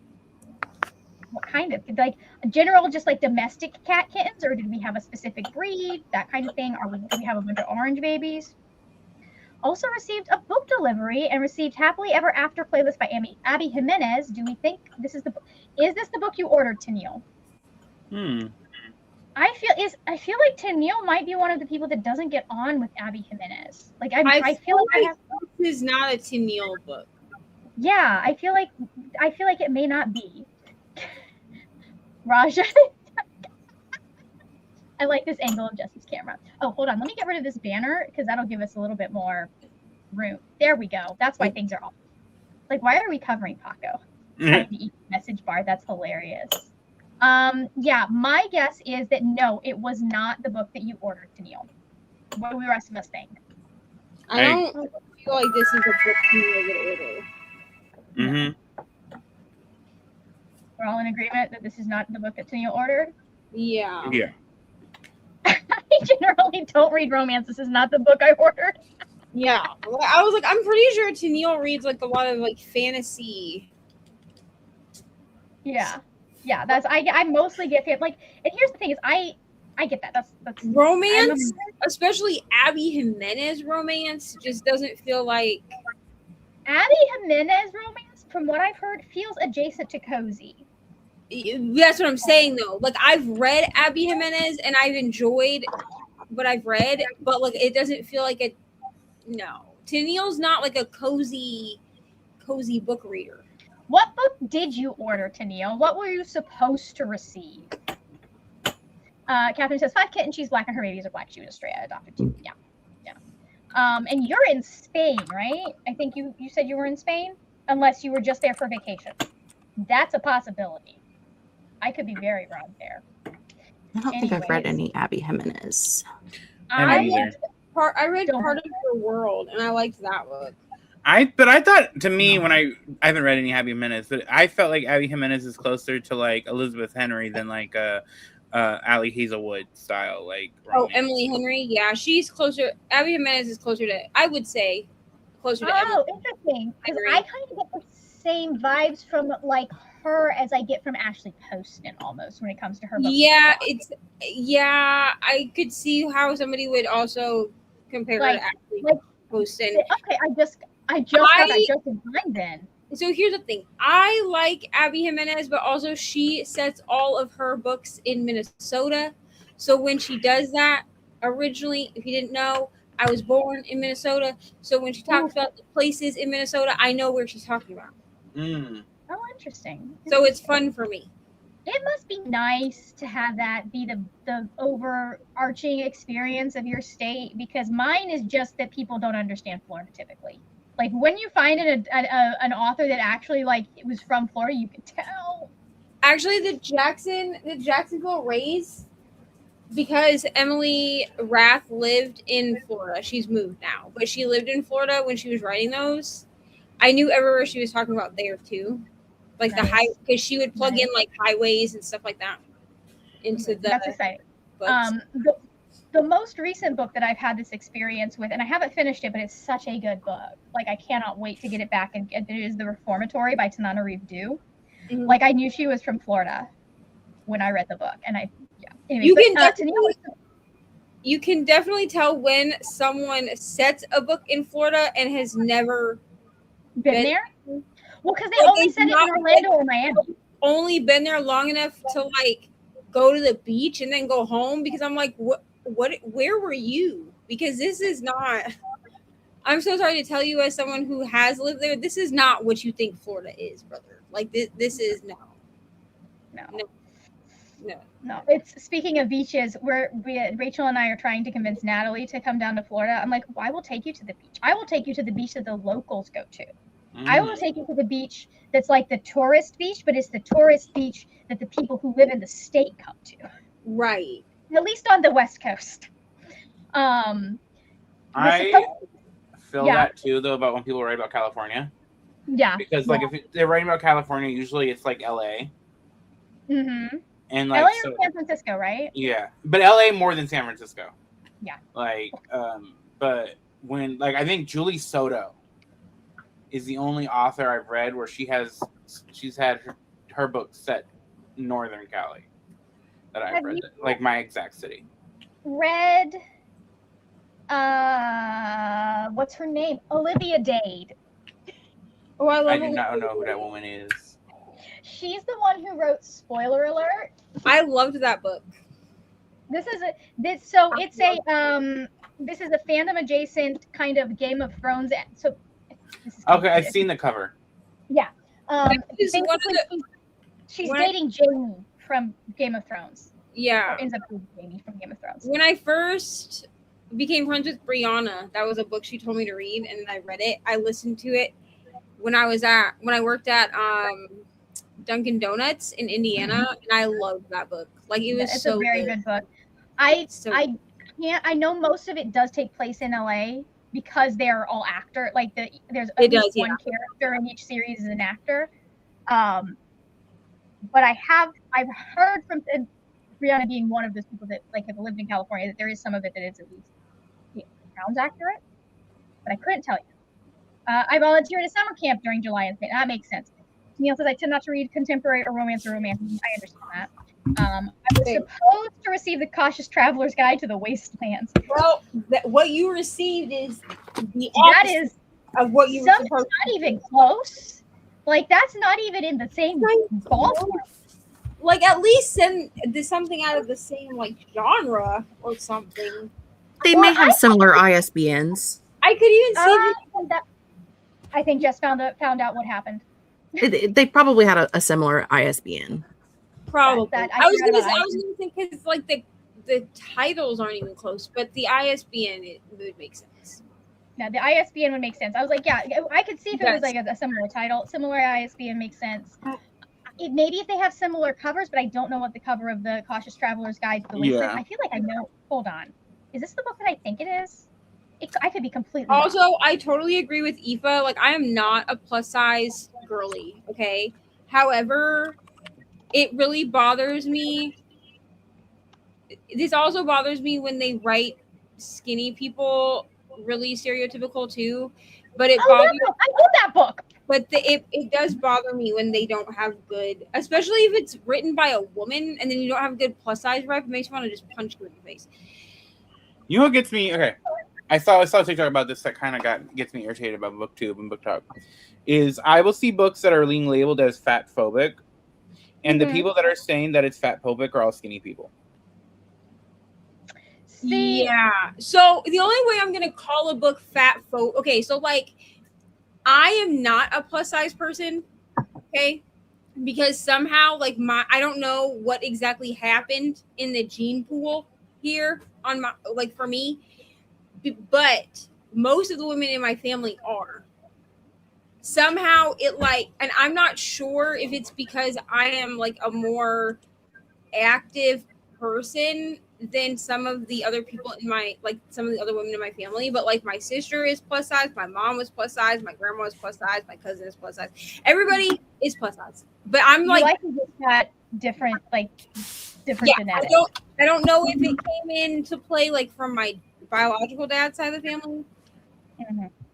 I'm not going, as a person who is not plus size, I'm not going to call something fat phobic, but I will call it on having questionable plus size rep. Like, okay, so I don't think it's my place to say like this is fat phobia. You know what I'm saying? Because I am not plus size. Like one of the ones, Serpent and Dove, a character is described as having a waddle at one point. And are they pregnant? I don't remember. I just remember it was like one sentence. That's the only time it's okay. It was only one sentence. And I'm like, that one sentence does not make this whole book fat phobic. But also I think what's missed on Book Talk and Bookstagram sometimes also is the context of why it was said.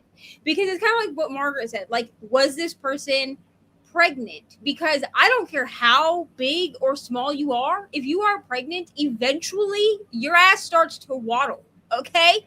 That's just what it is. Because your stomach is like when you're pregnant, your hips are out of joint. And everything are like so disproportionate to the rest of your body. Like it's different. But also, if the context is that like an asshole character was making a comment about the plus size person having a waddle, that doesn't make the book fat phobic. That makes that character that we're probably supposed to hate anyway hateful. You know what I'm saying? Like like I feel like the context is what is always missing. And they're like, oh, this character was described as having a waddle. But then I'm like, okay, but what's the context though? Yeah. Because was there a reason? Like, did the author just like, was it inner dialogue of the character saying, like, I feel like I have a waddle? Was it a different character that we're not supposed to actually be rooting for, making a comment about the main character? Because that's a different kind of context. It's just, I don't even remember the context, but I just remember everybody, and I think it's also happening for Ava Reed's Immortata book or whatever. Mm-hmm. There's a lot of going. It's Inamorata, I think. Yeah, and I haven't read it yet. I plan on reading it, but it's just like we are labeling this book as fat phobic, and a lot of you haven't even read it. Yeah. Right. But you're shouting at the world that it's fat phobic. I also just really feel like context matters, because there is such a thing as having shitty characters in a book. Like, you have characters that you don't root for that say shitty things. Now, I'm not saying there's a limit to this, okay? I'm not saying do like what Sophie Lark did and make one of your main characters idolize Elon Musk. I'm not saying do that. That's just weird, and that's not attractive. Do something else. I'm also not saying don't do what she also did and make it so that you have a black female character and a white male character that are supposed to be love interests, and there's some kind of weird master slave thing going on. Don't do that either. That's weird. Don't do that. That's uncomfortable and it's gross, and stop it. But I feel like people jump on certain labels as like certain books being fat phobic because there's a shitty character in the book, like an ex-boyfriend that's like, we can't be together because you're too fat. And maybe even like or something like that, which like is a different context. That we're not rooting for that character, obviously. Yeah, or even like if it's the main character at the beginning and they go through an arc, like you go through a, like, I don't know, it's just, I feel like we are so quick to label shit, and I'm like, read the damn book. My thing is, if I have not read the book and I am listening to other people who are like, this is my lived experience, this is how this comes off, I'll pass that on. It may make a decision on whether or not I've read a book. But like, one of the consistent warnings I give about like Percy Jackson is because of the time it was written in, there is a lot of just like under the line reading fat phobia and some stuff, because he consistently will make fat characters evil. And I'm like, hey, like part of what, and I understand part of it is he's got a 12-year-old boy that he's dealing with, but it's like part of why Gabe is evil is because he's fat. Like that is like that you can't separate, like in the description of him you kind of can't separate those two. Like they are. See, I don't picture Gabe as fat. I don't read him as fat.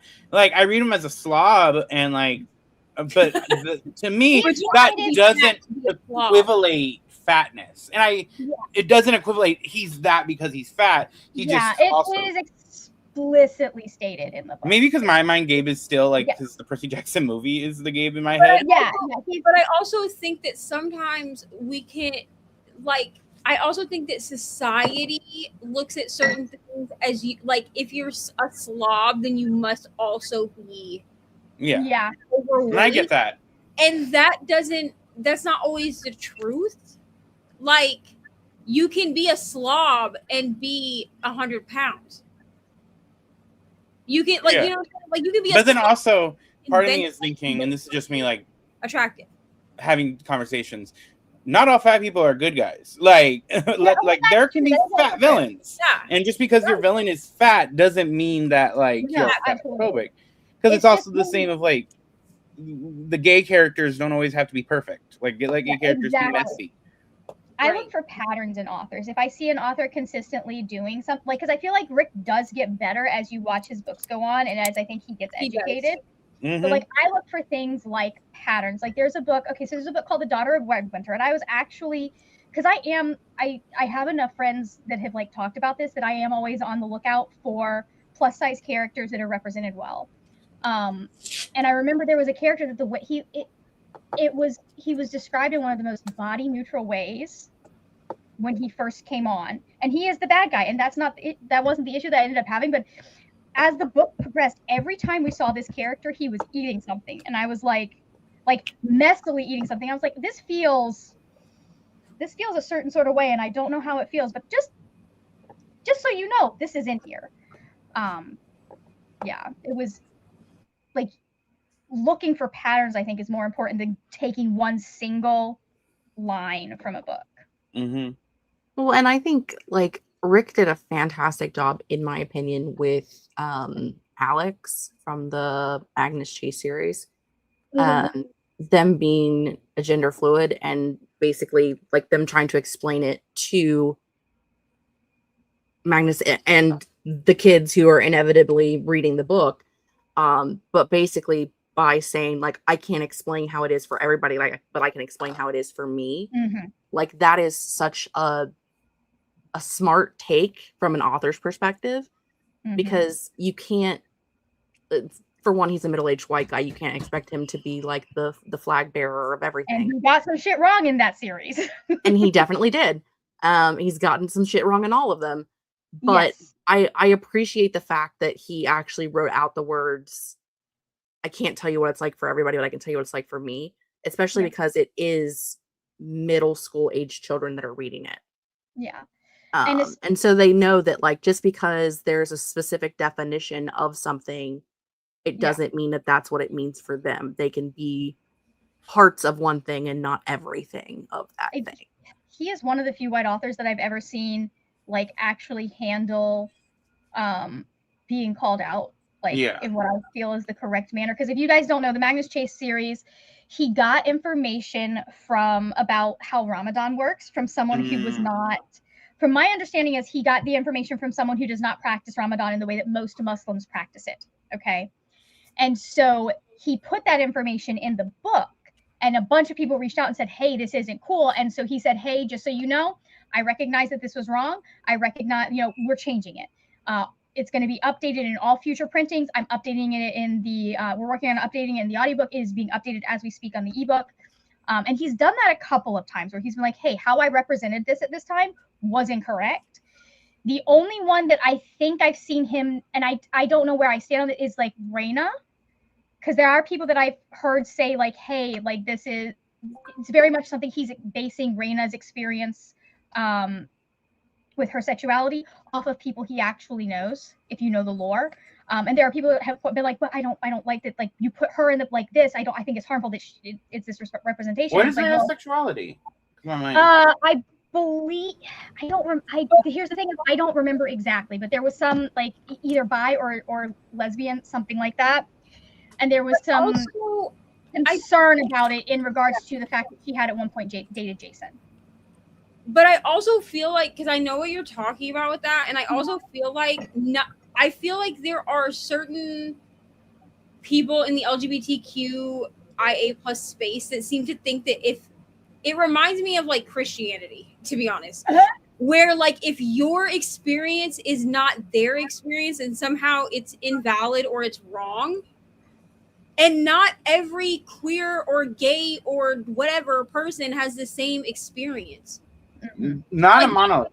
Christian has the same Christian experience.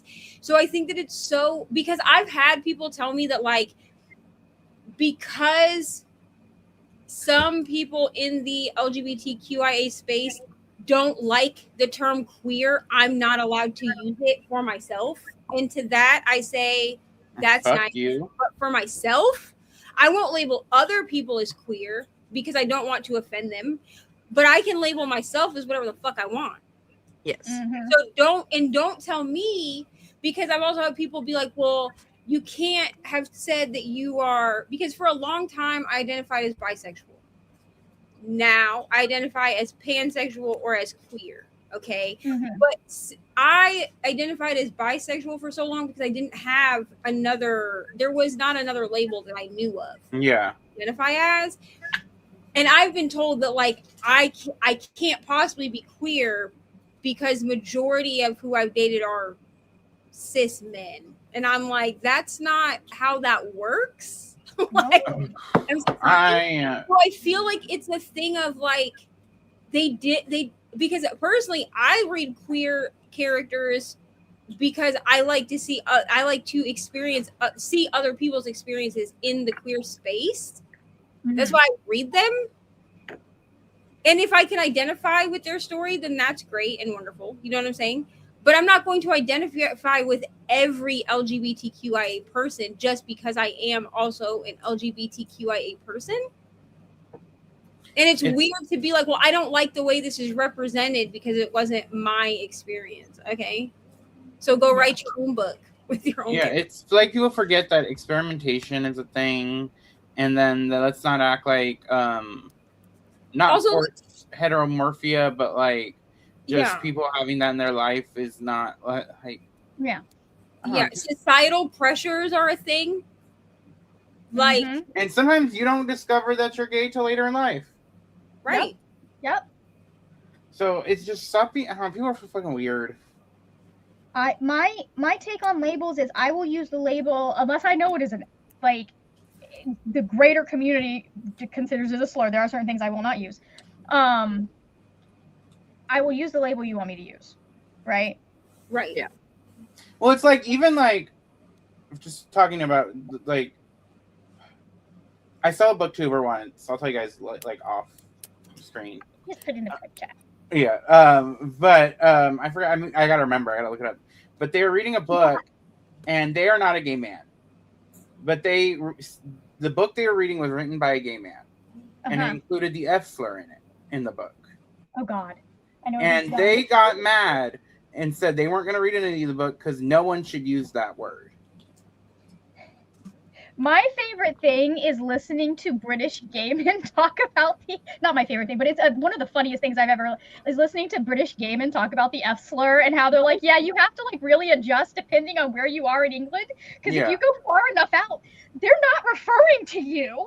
Yeah. Right. Well, and here's my thing too, is that when you are a person of a certain demographic using words in your books or whatever that are offensive, I think again that the context matters. Yeah, but I mean, because if I'm reading written by a gay man who uses the F slur in the book, did he use it because it was again a part of that character's experience? Because as a gay man, like he can use that in his book if that's part of that gay person's experience. Now it would bother me if like a straight woman wrote about it's a different thing. But you didn't experience that, so please stop. Don't do it's just like I don't police, like we should not police what Black people say about that certain word. You shouldn't do the same for the gay community on that word. Like especially it's not you, it's not your business. Like, yeah, it can make you uncomfortable, but like maybe sit in uncomfortability. Yeah. But just to say, oh, I'm gonna stop reading this book because this gay man used this word, and it was, I think, in the context of a bully used it. Like, yeah, and also is like then be uncomfortable. Yeah, it was put in there then to make the reader uncomfortable, to make the reader experience something that they may not experience, on their own. Be uncomfortable. Yeah, but like on the same thing, on a different thing, I saw this one YouTuber that she does skits, like or whatever, like she plays all the parts skits. I was watching, and for Pride Month, she had one where one of her main characters was gay, went on a gay date or whatever, and gets called the F slur, but says it. And from what I know, she's a straight woman. Yeah, see, and that makes and that where I was like, okay, I stopped watching. I was like, I'm not gonna watch this channel anymore because she doubled down on it after. Yeah, because you're not part of that demographic, so why are you using that word? Yeah, right. Well, like I think that's what got Dominic Sherwood in trouble because he's British, and so their context for that slur is slightly different, and there are certain communities where like that is like it's almost, from my understanding, it's almost a term of endearment, and so he's using I was like, oh, I know exactly what happened here, and there's gonna have to be an apology video when I saw that. Like even some gay men use that word as like endearment to each other. Yeah, well, because it's different. It's like the Black community using the N-word but putting an A at the end. Yeah. It's taking something that is used against you and owning it yourself and using it as a term of endearment so that you can take away some of the negative feeling of the word. Yes. And also, to my understanding, and Paco, you can correct me if I'm wrong, but to my understanding, a lot of the words that we use to describe people in the LGBT plus community, there's not a lot that wasn't a slur in the first place. That part, yeah. Right. So it's like you just gotta it's interesting. It is interesting watching like how communities weigh which ones we're going to bring back and reclaim and which ones are like absolutely not. To answer our earlier question about Raina. Oh, yay. Just looked it up. Well, because I knew there was something too, and I was trying to remember what it was. So Raina is considered asexual but people were that's- mad because she had a crush on Percy and she had a crush on Jason. Hi, And you can get crushes. That's what I'm saying. Like, there's a difference between asexuality and being a Aromantic. romantic. So she Yes. is considered, according to Rick, a romantic asexual. And also she's a kid growing up. Like she's gonna like experiment and like her feelings, like she's gonna. And as a person, I am not asexual or aromantic, okay, but I have a sibling that is, Mm-hmm. and it's a spectrum of spectrum. It's not Everything's like a spectrum. Other brother, like, so just because you don't like the way that someone experiences being aromantic or being asexual does not mean that it's inherently a wrong way to experience it. And again, heteronormative pressure is also a thing. So I'm remembering why people were mad, because they were that's okay. I didn't know it was the ace part, but like from what I remember is that they were mad that like her getting rejected by 2 boys made her whatever it was. Yeah. I didn't get ace vibes from that woman, by the way. Just as I didn't either. I low-key shipped her with Piper, but I got to an extent. How old was she? Because I feel like if you're Like 14, 17. you should probably not be having a lot of sexual feelings at 14. But that's just I don't know. I wouldn't even call it sexual, but like in trying to find the right word, but like intimate. you're like you have intimate feelings, right? You have intimate, but not even like you understand though. You have crushes. People have crushes at 13, 14. Yeah. Like but it's not saying, oh, this girl wanted to be doing something, but she's like, oh, he's cute, and her stomach like did a flip. Like, But you have to understand that's coming from me, who is Demi. So like, I don't like. I read her. I didn't have those feelings at 14 because they didn't exist. They don't exist at 40. So yeah, I'm also Demi. So like, I get what Jess is saying. Like I can look at people, like when people are like, oh, you don't have any celebrity crushes. I mean, like, yes and no. Okay. Like I think there are people. I think that there are certain celebrities that I look at them and I'm like, yeah, they're attractive or whatever. Usually it is based off of like their personality or what they have done in their community. I can spot when someone is objectively attractive. I can be like, I can tell that is a very hot man. I can spot when someone is like objectively attractive, but also like I'm not going to have sex with you if there has to be some kind of an emotional connection for me to get down with the get down. And also once you mess up the emotional connection for me, it is very hard for me to get it back. Yeah. And at that point, it doesn't matter. Like it's not going to feel safe for me and my demisexuality to have sex with you. Yeah, just to put this out there, because earlier you said you're not ace, but if you're demi, then you are on the ace spectrum. That is true. That is technically that is true. I go back and forth between identifying as fully demisexual and then identifying as like sex curious asexual, if that makes sense. Yes. Yeah. Yeah. I don't know. I haven't had a reason to put it to the test yet, and I don't foresee myself at this point. That's the thing is like I've had people tell me that like I can't be demi because I can have like a crush on a person who I've just seen physically, and I'm like, but they're attractive. But also like I don't want to have sex with every person who's attractive. In the point of the story, Raina wasn't having crushes on Percy and Jason because they were attractive. Right. Yeah, exactly. It was very much who they were. Yes. Listen, one of my celebrity crushes, I don't even care. I'm not even embarrassed, okay? Y'all can make fun of me. It's fine. Eminem is one of my celebrity crushes, has been since I was like 12. I just don't care. Like, it is what it is. But when I look at Eminem, I don't necessarily want to have sex with Eminem, though. Right. Here's the thing. Like, if I saw him in the street, I'd be like, you know what I'm saying? But it's not like a thing of like if he showed up at my front door, like, you know how people are like, if he showed up at my front door, like I'd get down with it. Probably not. I'd invite him in for some. I can see this. Because that man has had a fantastic growth arc. Like his growth arc, it's like, okay, the emotional maturity this man has. He is actually the same age as my father, but like I don't care. Daddy issues. No. Listen, I have them, okay? Well, that just makes me feel really old. I have them. But you have to also remember Same. that I have really young parents, though. Mm-hmm. My parents were 16 and 19 when I was born. So, like, they're younger parents. You know what I'm saying? But I'm just, like, that's the thing is, like, I just feel like it's weird. Because I've gotten that question, too, of, like, well, how can you be demisexual, but you have crushes on people? And I'm like, it's like bisexual people or pansexual people. Like, we don't want to have sex with every single person that we see. I can find someone attractive without wanting to have sex with them. You can also have enough repeat of like an emotional connection doesn't necessarily mean that you sat down and had a conversation with someone. Emotional connection can also be like, this is a celebrity and like the way that they talk is really interesting. Like my last crush was a booktuber, and like I knew I was in trouble by like the first or second video, and I was like, if I find out this man is a Christian, I'm done for. This is bad.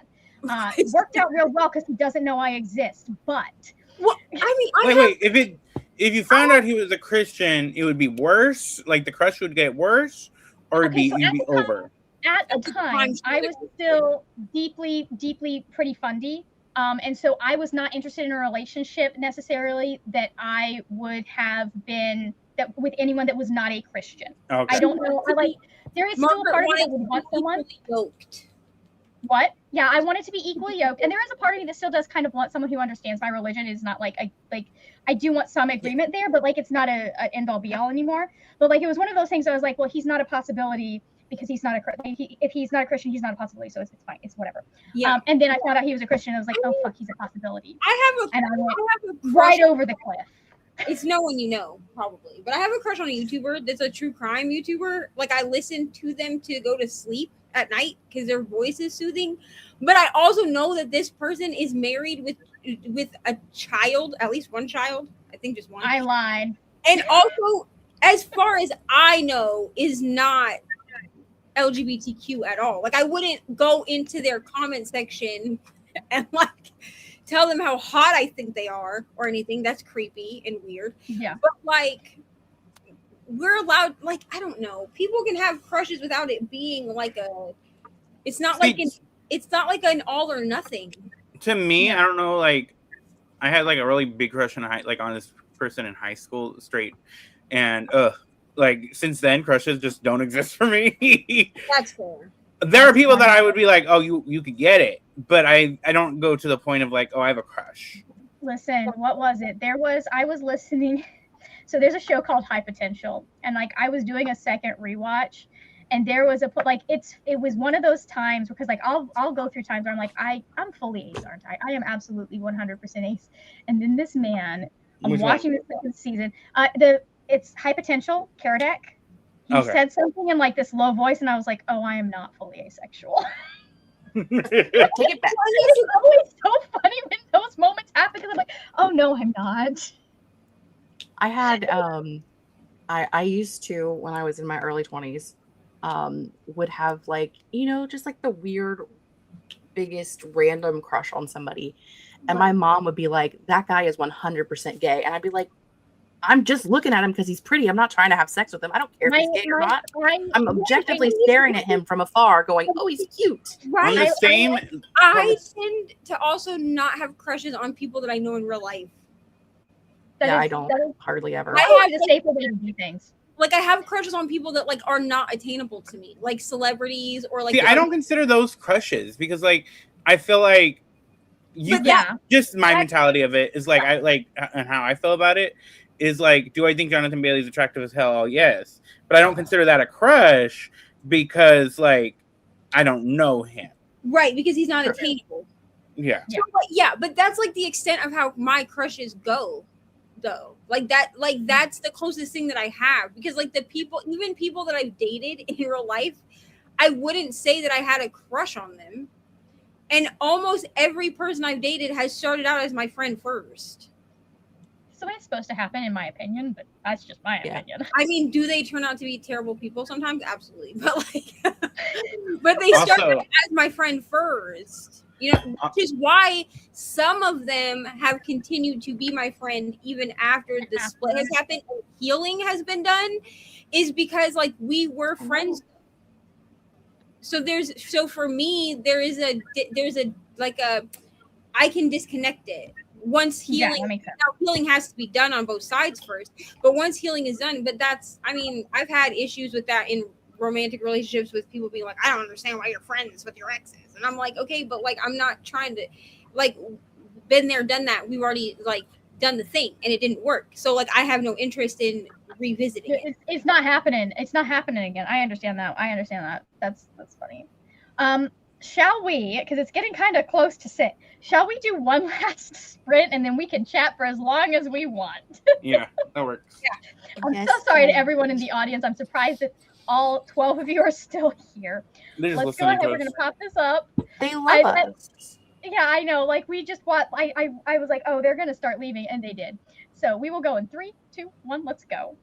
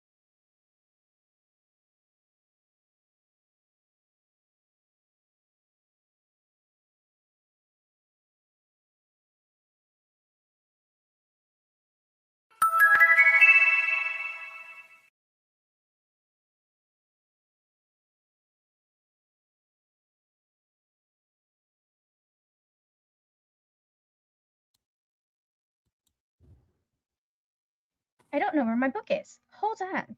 Be right back. Just I sat down. I was like, it's not here. Where did I put it? How did everyone do on that sprint? I laid down. Nice. And now I'm back up. Yeah. How have you done this 24-hour sprints? I don't know if I missed when you took naps. So I took a nap when during Daniela. Mm-hmm. And then I joined Aoife for her very last chat. So I was like with Daniela for her first chat, and then I joined Aoife for her last chat. I took a nap in there. I've had 2 naps since we have been live on Margaret's channel. But I did. But I did finish all of my books I need to finish. Mm-hmm.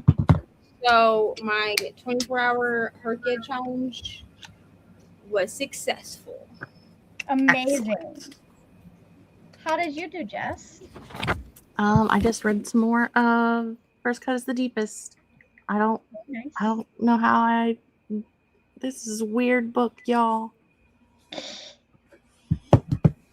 It's very Taylor Swift coded.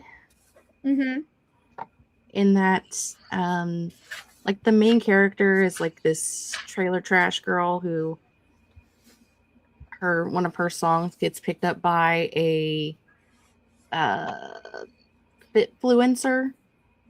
And so like her song goes really big, and then she gets picked up by this pop star named Faye Deeds, who is Taylor Swift for sure. Okay. But she's like evil Taylor Swift, I think.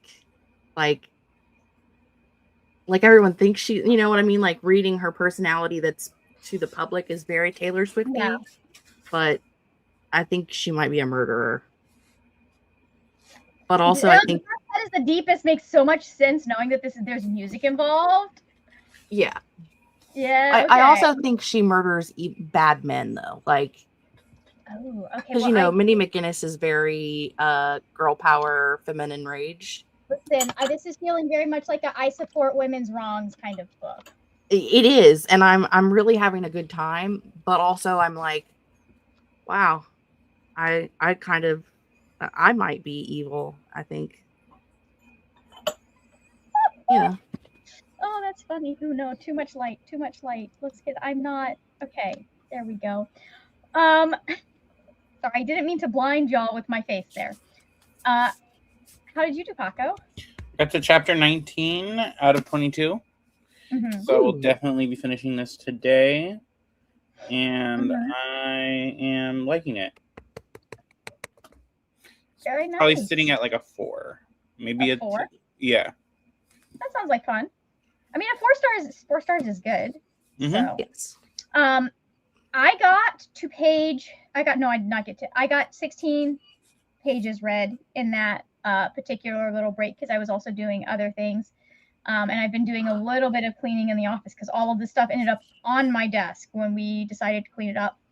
So now I'm having to be like, okay, so now where do we put this stuff? But it's interesting. You can kind of see, like, it's very interesting because she is starting to exhibit as a parent things that people would consider red flags. And I fear that some of the things that are the red flags are just, this happens when you have kids sometimes. Right? Like, it's one of those things, like, she forgot she brought her baby with her to the store. And so she left the baby in the car, and then it was early morning, so nothing bad happened. But, like, that's just a regular thing that happens to regular parents. Yeah. Right? And then she lost track of time. Now, some of this is extensive, but like there were a couple of things where like she lost track of time, and I was like, yeah, that is a little bit of an issue, girl. But also, parents with ADHD do that a lot of the time too. I'm not sure why her daughter went to get the husband instead of getting her, but that's a whole other thing. Like, so it's one of those things. I'm like, okay, so we're seeing kind of that period where mom's normal parenting mistakes are getting broadcast across the internet. Because I do think that, like, there are certain things that in the discussions of certain online influencer parents have been blown out of proportion, and we're not, like, in context knowing what we know now. Yeah, sure, red flags, but like, they're also, this could have just been a normal parenting thing, and we didn't need to, like, this was not the thing to call CPS over. And then when the shit that actually is the thing to call CPS over happens, CPS is like, well, yeah, but they're fine and they're practiced at it. There's a YouTuber that I watch who does a lot of like gardening and cooking content. Mm-hmm. I don't know what her religious stance is, but I'm assuming it's something that similar to what we grew up in, but she's not vocal about it on her channel. Mm-hmm. And so I'm just there to learn recipes and learn how to garden. Mm-hmm. When she had her first baby, she wore him on her chest in like a sling most of the time when she was doing stuff, and people gave her a really hard time, basically saying like she was being unsafe and like was putting the baby's health at risk because she's like cooking and like operating utensils and things with a baby in front of her. So she recently had another baby and she doesn't wear the baby, and now everyone is saying that she's cares more about YouTube than she does about her children because she never spends any time with them, and you never I would see them crash in out. the videos. Because it's okay. So listen, I'll be real. I've been told that I'm crunchier than most. I don't know if that's really true or if I just have chosen to use some of the things that my mom did because they made life easier, and also parentified as a child. So I learned how to do things like carry babies in, wraps and stuff. But I feel like it's one of those things that's like you're damned if you do and you're damned if you don't. Yep. Because I carried Ari through her whole infancy. Like until she was I actually would wear her in some type of carrier until she was about 3 years old. Because she's a very clingy child. And the only way I was getting anything done was to wear her. And as she got bigger, it changed to me like back or hip carrying her. But I still needed both hands.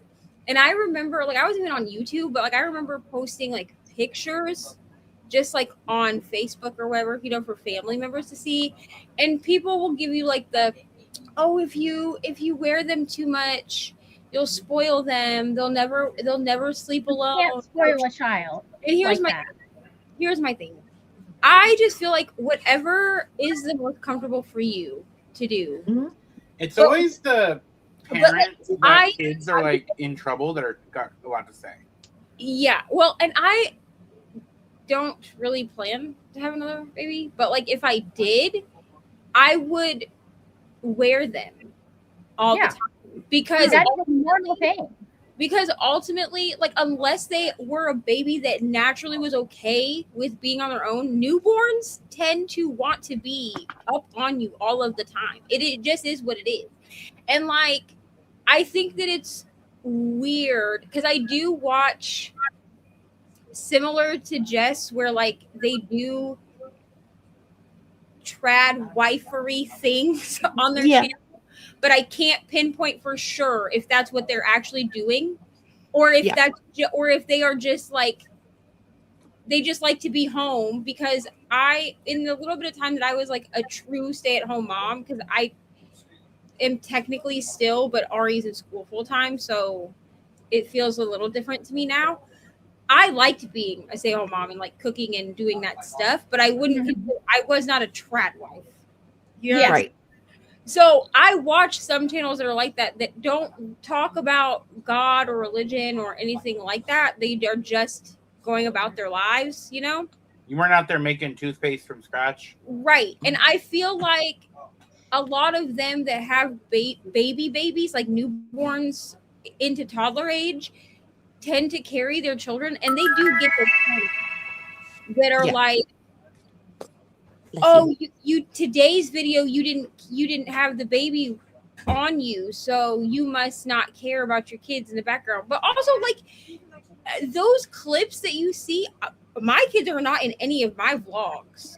It's always the people that have 0 kids that are making, in my opinion, that are making these comments, because like I already like comments about it too. Yeah, I've gotten comments about it too because people know that I have children. I have gotten comments before I delete them because I don't care. And also, my channel is not a mommy vlogging channel. It never will be. But I've gotten comments that are like, "Oh, so you have all this time to vlog instead of take care of your kids?" And I'm like, you know that vlog clips are 5 seconds, 5 maybe like a 5 to 10 minute clip of my entire day. Yeah. Like, it's not, what? Like, you don't see the children coming in and out of the room every 5 minutes while I'm trying to like edit and film and like do other things. Like, you see a 5-minute, 10-minute vlog clip of me being like, this is what I read this week, and then assume that I don't hang out with my kids. People love to make assumptions based on like just a short snippet of what they do. And it's the thing is I don't necessarily mind that people will make assumptions based on a short snippet. It's that when you point out, hey, no, you're wrong, they get mad about it. And it's like, no, you made the assumption. You get to like you get to deal with how I react to that. But like, yeah, no, carrying, that's such a ridiculous thing, because carrying, that is how most moms get shit done when they have more than one kid. Not Margaret. A lot of these people are traumatized by their parents, and instead of going to therapy, want to call it out whenever they fucking see it online. What they assume is, they are projecting. Yeah, what they are projecting is what's happening. But yeah, it's just like, so we know for a fact that part of why Ruby Frankie got away with as much as she did is because people were calling CPS on her on normal, like normal mom stuff. Mom stuff, like losing track of your toddler. That happens. They weren't. Yeah. Hi, Margaret. Hey, Ari. Did I surprise you? I knew you were there, girl. She knows you exist. But I was happy to see you. It's because they weren't calling on things like the fact that she she kicked her kid out of his room. Yeah, they were calling on stuff that was and like the fact that she filmed it, yeah, that's a little bit complicated. That is a red flag. But at the same time, like, part of why, like, we know for a fact that like part of why they were able to get is because these small infractions that were normal parent taught them how to deal with the system. Right. Yeah. They already got white privilege on their side, number one.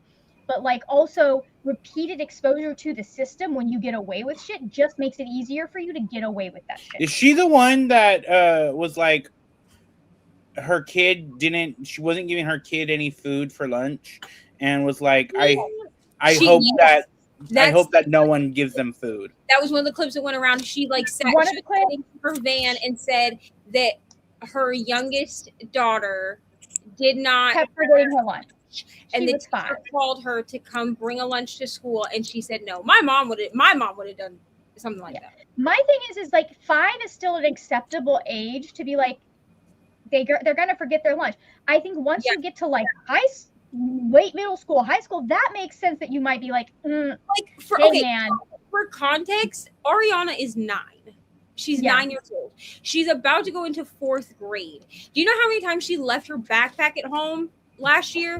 And I called the school and I said, hey, I just noticed, I know it's like, and it'd be like noon, right? And I'd call and I'd say, hey, I just noticed that Ari left her backpack in the bathroom this morning when she went to leave for school. Do I need to bring it to the school? And 9 times out of 10, the office was like, no, they'll send their stuff home with them, like in a plastic sack or whatever, because in 4th grade, it's not that big of a deal. But okay, relax. But if she packed a lunch, now mind you, Ari does have lunch at school. She can get lunch at school too. Yeah. But if she had packed a lunch and it was really something, usually she packs a lunch when it's really something she does not like to eat, and the school called and said, hey, Ari is concerned because she forgot her lunch in the fridge this morning. Could you run it by? I don't drive, but I would ask my brother or my dad to please run me out to the elementary school to drop off her lunch. It's weird That- to tell a 5-year-old no, also don't give her lunch. That's crazy. That kind of thing, that kind of punishment makes sense with non-necessities, and when the child has enough agency that they can, like, when they're old enough that that's not a big deal. Like saying, "Hey, you're 5, you forgot it. You're that's a whole thing." Being like, "Oh, you forgot your winter coat. We're not getting you another coat again." That's that's not good. Those are necessities that you need. Saying, "Hey, I'm not buying you another pair of light up sneakers. You're just gonna have to make do with whatever I can get at Walmart." That's an acceptable punishment. Yeah, that's a different story. Like, that's a whole different conversation. Like being like, if like my 17-year-old brother leaves his lunch at home, yeah, and I say, "Hey, no, I don't have time to bring it out to you. Can you just grab hot lunch today?" yeah. But also, forgetting something isn't like, it's not like you lost. Like, forgetting something isn't something that you should be punished for. Right. She didn't forget her lunch in the fridge despite the nose on her mother's face. Yeah, like why you're forgetting it, because I do know there are kids that will forget stuff simply because they are careless or they don't value the things, and there are kids that forget stuff because they have ADHD. And and then sometimes, like, look, you forget where you put your phone at all the time. It's not like you're doing it on purpose. Like, sometimes I left my phone in the bathroom because I was using it when I went to the bathroom and I forgot to grab it. Like, shit happens. Yeah, like it's just. We definitely got to a point with Danica where there was no, she would literally leave stuff at everybody's house. She would forget something at home every day, stuff for softball, like literally every day, something different. You would tell her to get everything together in the morning and she would be like, "I've got everything I need." And you would like go over it. "You have this, you have this, you have this, you have this." She's like, "Yes, I've got it. It's all in the car, whatever." And then at noon, she'd be texting me like, "Hey, I don't have this thing." And I'm like, "But I asked you about it this morning." And so we did get to a point to where I stopped taking her things. Yeah. Like, you are a sophomore in high school and we go through this literally every morning, a laundry list of things that you need to have. And you get exasperated and tell me you have everything. And then a couple hours later, you don't. But it really had to be like sorry, you're not getting those things. And if you can't play at your game today, then you can't play at your game today. And that's on you. But again, she was a teenager. 15. Right. That's you know what I'm saying? Like, I think it's different when those consequences make sense. Little kids forget things. Yeah. I mean, like, I can say to a younger child forgets things. I can say to Ari, when I know that she has a field trip, so I had to pack her a lunch that day, "Ari, don't forget your lunch in the fridge." And she can say, "Okay, Mom, I won't." And then she can go to leave the house and completely forget that her lunch was in the fridge. Like that, you know what I'm saying? Like, their attention span is not that long. And I mean, how many of us have been like, you're going to make sure you have everything before you go to work, and you like look in your bag, and then you get to work and you're like, "I forgot this." Yep. Like, it's a human thing to forget shit. Like, it is a normal thing, and I think it's one of those things where there is a line where it's the natural consequences of you forgetting that thing, and then there's a line where it's just the parent being mean because they want to. Right. Exactly. Like, there's a like, "Oh, you forgot it. You forgot," like you said, you forgot, so you can't play your game or whatever. Like, that's just what happens. So but sorry. Like, to be like, "I hope you don't get food." Yeah. And I different. think for me, I didn't know about Ruby Frankie. Now, there was a time in my early new parenthood. So this is like after my older kids were adopted and I was pregnant with Ari, where I did watch a lot of mom content, but this was like back before they were like, not all mom content had kids in the content. Does that make sense? A lot of it started out from a good place of wanting to share that. So I was watching like my friend Amber, who never had her kids in the content, other than sometimes she would be wearing one of her children, but you wouldn't, like, they weren't part of the content. First, she like would pack diaper bags and things like that. Like, she taught me how to pack a diaper bag, right? And I would watch, like, there was one chick that did like, she packed her kids these like Pinterest style lunches, but the kids were not involved. And then it started to evolve into the children being part of the content, and it made me uncomfortable. So there were YouTubers that I stopped watching once they started including their children. Yeah. Ruby Frankie, I found out about after she had the video that went viral was the one where she was like in a car wreck or she saw a car wreck or something. And I was like, what is this woman doing? But then I got nosy and I went on a deep dive because I was trying to figure out why people were upset about her content. Mm-hmm. And the best way for me to know is to watch it. You know what I'm saying? Yeah. So I did watch a lot of her content and I was like, it is so interesting that it seems like the things that are being reported are things that any parent could mess up. But the lens in which she's excusing her behavior is through the fact that she's a Mormon. And she has the actual audacity to film all of the content. So she was like getting in her car and filming herself saying, I refuse to bring my 5-year-old lunch because I'm teaching her responsibility. 5 is too young to try and even consider teaching responsibility, number one. Yeah. I mean, like not that kind of responsibility. Not that kind of like you can be responsible for like your job is to feed the dog every morning, but with your parents telling you, okay, go over and feed your dog. To not have food. Right. And I was like, well, this is weird. And I was one of those people that like I would talk about it like in my own stuff. Like when I started doing whipping chats, like I would sometimes bring it up because I was like, I see this going down a really bad track. Yeah, like I see something really bad happening and then something really bad happened. I also feel like it's weird that I can't remember, Kevin Frankie is seemingly not held responsible for anything. And I'm not saying that he wasn't also, in some contexts, a victim of Ruby Frankie. I'm not saying that he wasn't, because I do see that part. Is it the husband or is that's the husband. I think he was also, but he was also complicit and was filming things. So I think that two things can be true at once. And I say this because I feel like with my mother and my dad, this is what happened. So my dad was complicit in the things that were happening, but also I can see that he was also a victim of my mother. So like she was a terrible person and victimized him, but he also was fully aware of what was happening and didn't really do anything. Two things can be true. And I feel like he should have been held much more responsible than he is. Yeah. For what happened to the younger two children. Yeah, you allowed it to happen at the end of the day. And he also didn't do anything because he's like, well, I haven't seen them in a year. Okay, but you also didn't do anything to try to see them.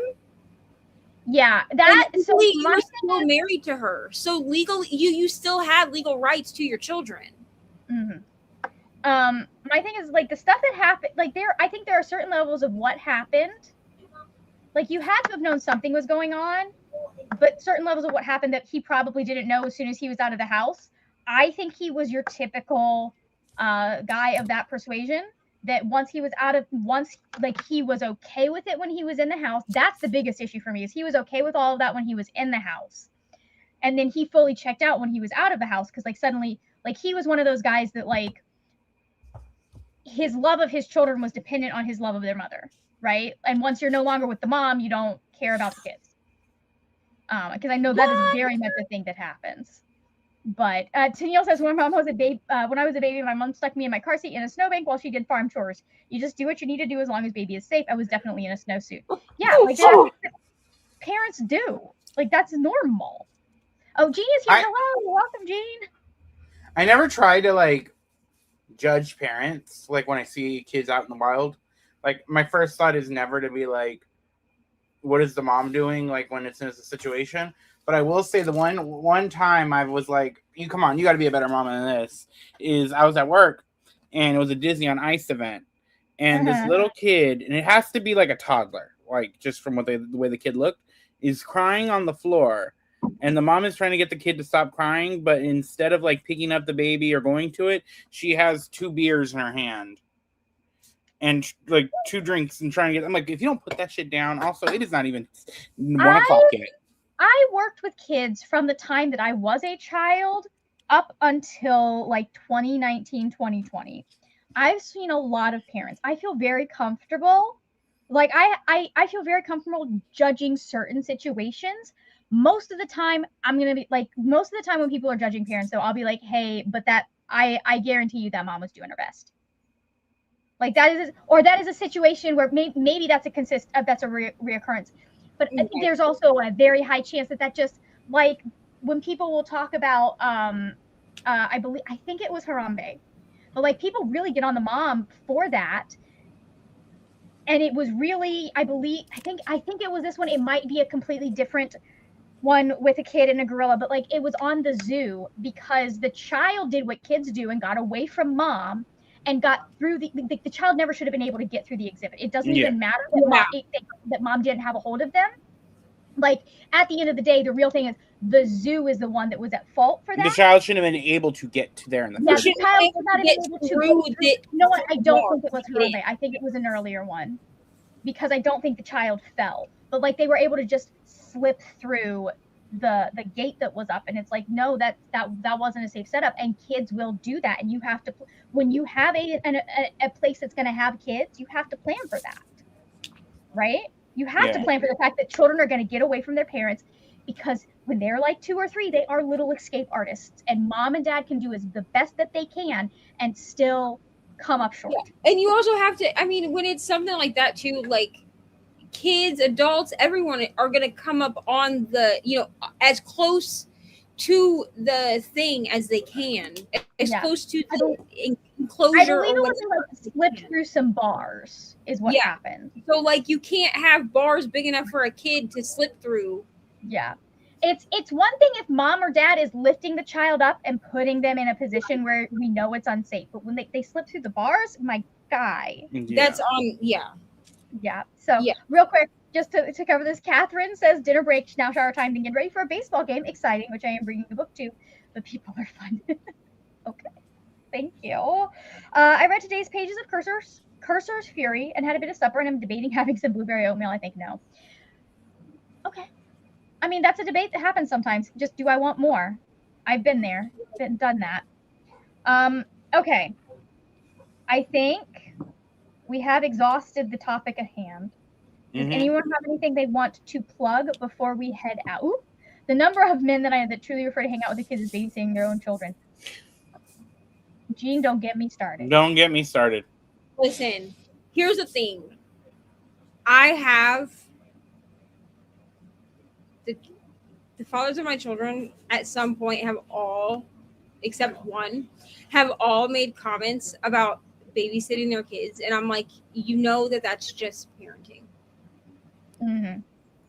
I saw like a TikTok or something, or it was, I forgot what it was, but this girl was like, her husband's birthday gift or like Christmas gift to her was watching the kids. Wow. My Christmas gift to him would be a divorce. I'm just saying. There is a level. Absolutely like not. Here's the thing: is there is a level where that is actually a thoughtful gift. It's not that though. That's not it. I mean, but this is not that. You can like pay for her to go on a trip somewhere, and you're going to watch the kids while she's on the trip. My dad has all the faults he had, but I will say he was not one of those dads. Yeah. If anything, he was the one watching us most of the time. Right. Like let's get away from your crazy mama. Taking it to be like, hey, I'm gonna give you a full weekend to yourself, and I'm gonna go, or I'm gonna pay for you to go somewhere. Yeah. Like that's a gift. Like have a kid-free weekend. Yeah. Or like, no, you can go out to the mall for like an hour and I'm gonna watch the kid, babysit the kids. It's crazy. Oh, like, so I can go shopping. I can, yeah. The dads are like, oh, well, I'll watch the kids while you go to the grocery store. That's not self-care, brother. Yeah.